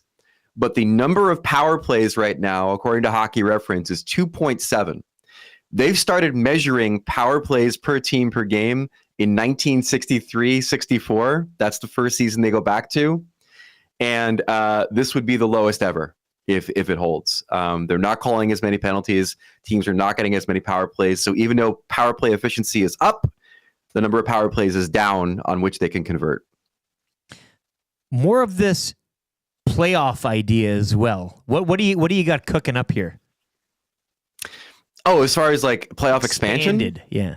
Well, here's the thing. We're never getting it as long as Bettman's the commissioner. He is steadfastly against it, which is insane for 2 reasons. One, once we get Atlanta and Houston, we're going to have 34 teams. If 16 are only getting in, that means over half your league is now outside of the playoffs looking in, outside of the most important moment of the season, outside of the biggest spotlight you could put on your sport, okay? So that's one problem. The other problem is that every other major league has expanded their postseason. NFL, MLB, NBA, they've all done it and done it pretty successfully, while the NHL has refused to. My plan for it is simple, folks. It's not too hard. And look at the Eastern Conference and the Western Conference right now, and you can see what I mean. Look at the East. The top 6 teams in the East are clearly 6 playoff teams. The 3 in the Metro and the 3 in the Atlantic.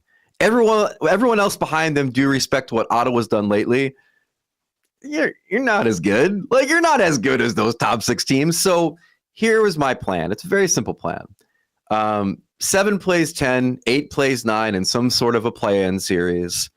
And then those teams advance to the traditional, beautiful, untouched, best postseason in sports, 16-team Stanley Cup tournament. You give the top seeds a little time to rest, recover, be ready for the run. And then these bottom dwellers have to play each other to get in. And if you're someone who's like, well, the 7 seed should not play a play-in series. Well, guess what? Yeah, they should. We could just make up rules. We do it all the time in this league. So that's my theory. That's my plan is 7 plays 10, 8 plays 9 play-in series. You rope in 2 extra playoff teams in each conference, and you give those teams a chance to create some playoff revenue, get a little spotlight on them, and maybe make a miraculous run. So if the Greg Wyshynski playoffs started today, the Wild play the Flames, Canucks, and Blues, and then going to the East, it'd be Sens, Islanders, Habs, Rangers, if I have that right. That's kind of your Oh, I know. And you're saying to yourself, you could just start printing money for that Sens Islanders series, and you're absolutely right. I mean, they could probably fund the league for 3 years, the amount of hockey-related revenue an Ottawa Islanders series would generate. Into the veins, I believe, might be the saying. We got to take a look at a Utah team last night, Greg, that's just missing out on your expanded playoff play-in. Yeah. 71 points. They were coming in last night hot. We've seen an Oilers team recently that's, taken the Sabres, taken the Ducks, some of the lesser thans, and not shown up or played down to their level. Is Utah, in your mind, still I know they're in the chase mathematically. They're not out of it or anything, but are they constructed fitting in with teams such as the Blues, the Canucks, the Flames? You have them there when it's all said and done, or is this just a bit of a streak that they're on? No, I had them there. I'm hoping that was an anomaly because, honestly, their bread and butter for the last 10 games was defense. It didn't look like it last night. No. But they were actually behind only Winnipeg and Carolina for 5-on-5 defense in, the last 10 games. They had been playing a lot better since they got Sean Dursey back. I think they were 6-2-3 or 6-3-2, something all along those lines. They got John Marino back before that. It kind of reset their blue line in front of Vejmelka. And even with Carter Hutton in the player assistance program, the Stauber kid they have behind Vejmelka is not too bad, in theory. Last night, everything went wrong last night. Let's just put it that way. So the key for me for them is were they going to be able to score enough? And that's still the question I have. I think they'll be all right defensively, to be honest with you. But you look at a kid like Logan Cooley, he scored over the weekend. It broke a 6-game scoreless streak. You can't have one of your best scorers go on a 6-game schneid before the playoffs, when you're in a playoff race. So they're young, they're learning. They haven't obviously been this deep into a playoff run in quite a while when they were the Coyotes, and a lot of these players weren't even there. So I still think they've got a run in them. I know that St. Louis is now over 50% to make the playoffs. I still think they're peaking too early, and they might come back to earth in the next couple of weeks. They're a very streaky team. They're kind of like Detroit West, where 1 week they look like they can win the cup, then the next week you're like, why didn't they just trade everybody at the deadline? Yeah. So I still think Utah's got a chance, but again, don't count out Calgary. I mean, look what they did with the Rangers last night. I mean, they're a team that plays the kind of low event, shut it down, let your goalie carry you hockey that can really earn a playoff spot at this time of year. And I think that they're not done yet. And then just sticking with Utah as well, a little closer on an official name, I guess that's crystallizing here. Yeah, no, they did the vote, remember, in the arena for 3 games. Actually 4 games after they had to redo the vote because one of the name that they had that was going to be the Mountains or whatever the hell it was so unpopular that they just kicked it out and put Outlaws back in. So we'll see where it goes. There was some reporting from a local Utah media site. I retweeted it. You can find it on my Twitter feed. That said that they've renewed the trademark for Mammoth and they've renewed the trademark for Utah Hockey Club. So whatever that means, maybe that's where it's pointing as far as what the name will end up being. R.I.P. Yeti, of course. Yeah, we'll never forgive that damn drink cup company and cooler company for ruining a really good hockey team name. But it does seem like we'll get a team name pretty soon. You might be able to find a Yeti jersey at a second hand, somebody's home. Jumping the gun made it a little too soon. Maybe there is one there. That was my favorite thing about this name vote was if they had picked Utah Hockey Club, their mascot would have been a Yeti. They just wouldn't have said anything. They wouldn't have, called them the Yeti. Like if you looked inside the description of what the logo was for Utah Hockey Club, it was like an unnamed ice-bound mountain creature. I'm like, okay, buddy, you put in all that money to develop all that Yeti stuff, and you ain't letting it go. You're just gonna not reference it officially. There's a sea can my cap somewhere. to you, sir. There's a sea can out in the desert. Like it's just chock full of that stuff. Somebody's gonna find it and make tons. You think so? You think it's there with the all the championship gear from the losing teams? Exactly. It's just they're in a big suitcase. Exactly. We appreciate your time, Greg. Again, good luck on your bracket, man, and we'll talk next week. There you go. Go Terps. Thanks. ESPN's Greg Wyshynski, Maryland alum, right? Alumnus. Yes. I'm glad that he's got a horse in the race. It's funny, up here we don't care. A real horse. Well, no, but he's an American and he knows, and he's went to a college and he knows it. I attended it. Yeah. I like the colors or whatever. Okay, and that's fine. Yeah, unlike our coworker who's like, I'm a U fan. Like, what are you talking about? Well, he's a U fan someday. Then he likes the Washington State Cougars as well. So he can see that's why he can flip by. You can pick a team from every conference if you want. You can just kind of leapfrog around. Yeah, someone bought me a UNLV Running Rebels baseball cap when I was that was a a hot brand. And for 2 years, I was a Running Rebels fan. Go Rebs. And then they, shockingly, the team from Las Vegas got embroiled in some sort of a match fixing and betting scandal. I don't know how that happens. Not in the NCAA. In Las Vegas, of all places. And there, right under their nose. It might be actually the best place to do it because they're so preoccupied with other things going on. You just kind of go about your business, right? Like, who would expect them? ESPN's Greg Wyshynski. We love him. We appreciate his time. That was a hot lap around the NHL. Lots of Yeti t-shirts being worn by kids in Sudan. Toonsies the Driving Cat says. Well, I'm just saying there's a lot of that sports memorabilia that you might find, an LA Kings jersey that's in the colors of, green and I honestly still think, and I know black. That it's too high of a mountain to climb down off of. Pun intended. But honestly, just keeping the name Coyotes is the best choice. Kylie and Baum were saying there's a legalese thing that they couldn't or whatever. Right. There was that the call them the Coyote. Like the drop the S. The franchise, the Arizona Coyotes, was mothballed per se, with an agreement that if he figured out his arena, they would give him an expansion team within 5 years. But he vacated that. So then pick it back up again. Yeah, which means that the name Coyotes is now once again owned by the NHL. I liked calling them the Desert Dogs. That's their nickname. I liked it all. Yeah. But it's just like Salt Lake has it's not like it makes sense. They don't have Yeti. Or Mammoth, right? Like well, they did. Yeah, but did they? Like, I don't. I in my brain, it's not like about. There's a lot of archaeologists digging up mammoth skeletons in the Great Salt Lake area, the tar sands and stuff. You can right, yeah. Like, but like I said, I get why they can't. It's too high of a mountain to climb. Sure, down yeah. Off. Like you have spent well over a year basically crapping on that franchise. Yeah, Senior Booth says Utah Yotes. That would be a good homage to it. And right. Then you could check all the boxes. You wouldn't have to go through the whole. Yeah. I do, though. We talked about the mammoth and the potential of that mascot. Give it to me. Give me the googly eyes. Give me that big old trunk. I want them to still real hard tusks. I want it to be like a 3-dimensional trunk on the jersey. Okay. Like you skate Keep around going. and it actually has a trunk sticking for balance off of it. Yeah. Because that if you saw that skating by you too quickly, you wouldn't misinterpret what that trunk might be. Be a hell of an advantage. Yeah. Good goalie mask potential too for Mammoth. Sure. I mean, you could get some crazy ass art. The snow report for Marmot Basin. Let's get into that. Hit the music.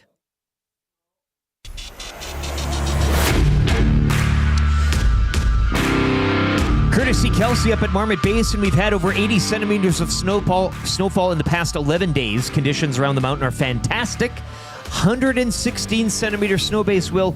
268 centimeters season total. Currently -9 mid-mountain, high of -7 forecasted for today. Great temps for a day of skiing and or riding. All chairs are spinning, and more snow in the forecast for the weekend and into early next week. Lots of great events as well happening up the hill over the next month as well, open till May 4th. That's your Marmot Basin snow report you were telling yesterday. I mean, you are the in-house expert there. This is the time. This is the might be heading out there next week. So get out of here. Yeah. Oh, I'm jealous. Room for one more? Yeah, absolutely. Yeah, come on out. No, I mean I gotta. But we thanks Kelsey for the update there. Get out to Marmot. I'll get Ski Patrol to just throw you on the snowmobile and take you to the Mid Chalet. You can just hang out there all day. That'd be pretty fun. I did take the last time we were up at Jasper. I took the Sky, the tram. Yeah, the tram up to that bar up there. Mhm. Yeah, that was pretty cool. Yeah. Real high. There's on YouTube.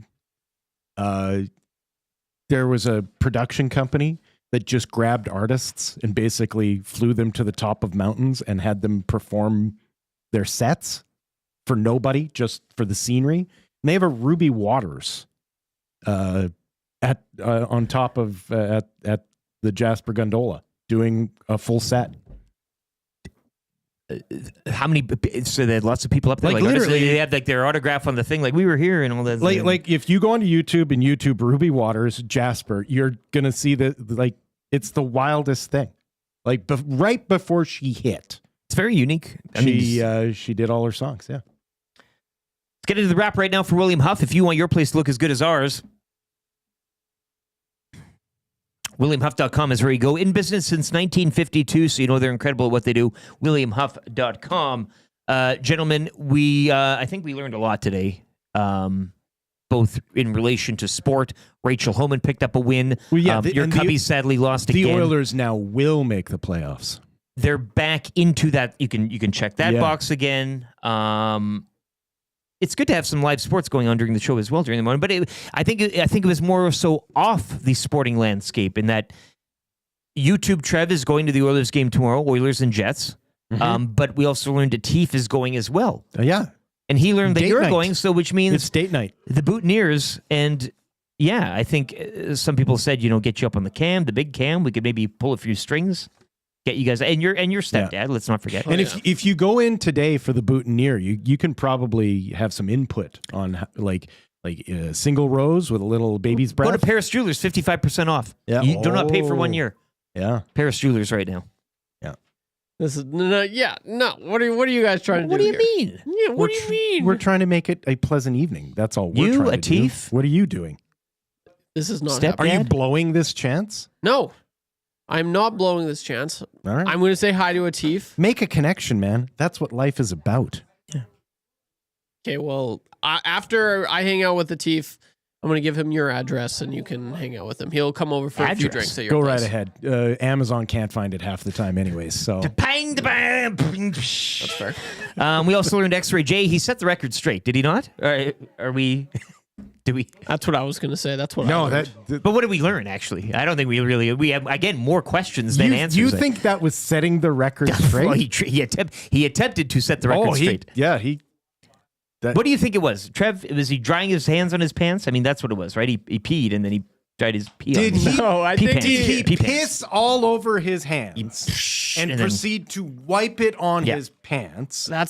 Or did he Wash. use the facilities, wash his hands, And then dry his- and not dry them with paper towel? So pass the sniff which, test by for the his way, wife. The paper towel being refilled in your guys' bathroom. It's a game changer. Has been just. It's a game changer. The last several times I've been here, it's just been like don't get used you've to had it. to go into the garbage can and like or use dry your old- hands on your pants, or which dry is your what I hands do. on your pants, and then if you're I wearing had, jeans, it's then fine. I had to get his wife to come and do a sniff test to prove that it wasn't piss. She's good at it, so maybe we learned that as well. A sniff test, eh? Sniff test might be. I didn't think it was upsetting. Nope, you're good. And then I heard That's just water. And I was like, "That's an upsetting phrase." It A little doesn't bit of beer. always smell, though. Like, I mean, you can have a clear... We're Drinking- getting a little too deep in it. Jen Cool in the nasty chat says, I'm too perverted for this conversation. Right, like when you say it passed the smell test, I have no problem with that. But when you say it passed, Doesn't mean it's not urine. When it passed the sniff test, like why is that? Why don't use the word sniff? Yeah, yeah. That's why? just, Why is the word sniff test? I don't know. So much worse than It smell sounds test? dirty, does it not? Yeah. smells And how bad. does that situation even happen? Like, hey, like Can you sniff this? Well, the conversation would have been great. How does that start? Had to How be in do the you morning engage? after, eh? Does this smell like water? I honestly think that you could eliminate the word sniff from your vocabulary and your life would get better.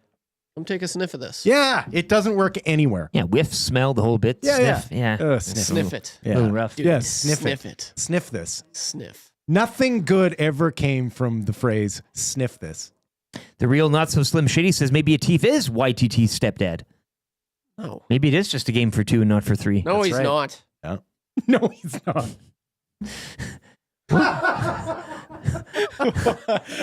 What have you got against Atif? I'm the I hang biggest out with him in Atif. the fall twice a week. I hang out I'm with the the guys. biggest Atif supporter. You Are you? Yes. You won't even hang out with him at the hockey You game. won't even give him a boutonniere. A boot. You A pair of won't either. shoes. Yeah, but we're You not guys- going to the hockey game. Yeah, but if you were, you wouldn't. Sure, I would. And if you were going, you would not at I was all. go- You wouldn't even say hi to him. I've sat with him at a football game before. Yeah, so have I. And? It was awesome. It Yes. was nice. So why not at the hockey game? Yeah. Take your relationship to the friendship for life, as Macramalla would say. I know what you're doing, and I don't like it. He's feeling cornered. That's the problem. No, I will say hi to It's you, not that Atif. he doesn't like the corner that he's in. He just doesn't like being I play- put into it. I play NHL with Atif. Do you? No, he's never asked me. Yeah, that's rude. He's never asked me. If he asked me, I probably would. He's asked. Oh, yeah, He's asked right. to. He's asked to. Oh, yeah, All he right. did was ask, hey, They maybe call we you could. Madawan. You're going to the game together. Maybe we could go to them. You're not even. It's just, I don't know. It's his, you know what? It's his loss. No, I'm going to say hi to him, and it's going to be awesome. I'm going to get a photo with him for proof. Okay? Yeah, you're going to Photoshop that for sure. No, Atif, and he'll sing a song about it. Could you put, if you do Photoshop it, can you put like cooler tires? Like make it look like a drag race? Okay, I can put some.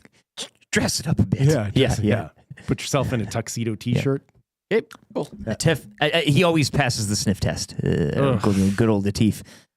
Text of the day, I wanted to give it out as well. That's a test you always fail. Nobody likes a good. No such thing as passing a sniff test if you're like, you've already failed by taking part in it. I had a text of the day here. Where the hell is it? I don't know. What are we watching tonight, boys? Well, entertain me here while I'm just searching for this text here, and we'll wrap things up. I know you're very in on the first 4, just a pair of games in the NHL. Oh, can't wait. Is there anything else? Can't wait. Is there anything? I'm just trying to see if there's outside of the any sporting sailing. verse, are you, sailing GP? Yeah. To see.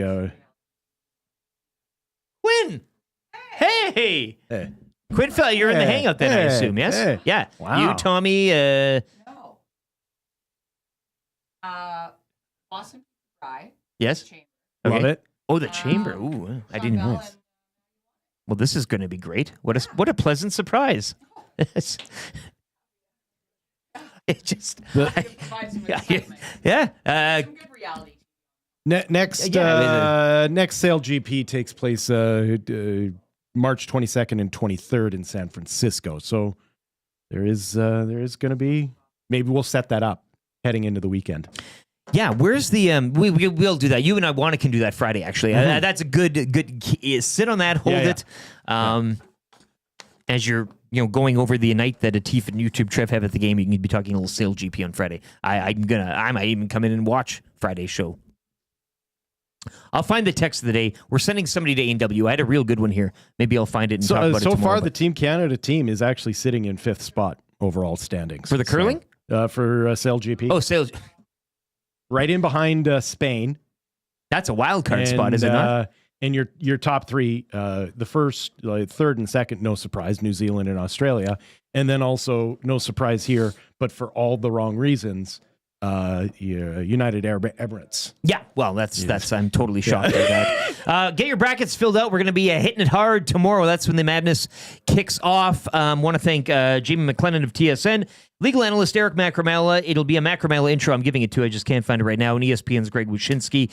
This was the Nielson Show presented by South Fort Chevrolet from the Popeyes Louisiana Kitchen Studio. For Will Fraser and for Dustin Nielsen, myself, Lieutenant Eric, and YouTube Trev, friends of Atif. We bid you farewell. The Hangout is next. If you're watching on YouTube, stay on there. It'll automatically carry you over. Quinn, the commish, In with the disgraced former commish. Full reinstatement in on the hangout today. Don't go anywhere. Should be great. Talk to you tomorrow. Yes.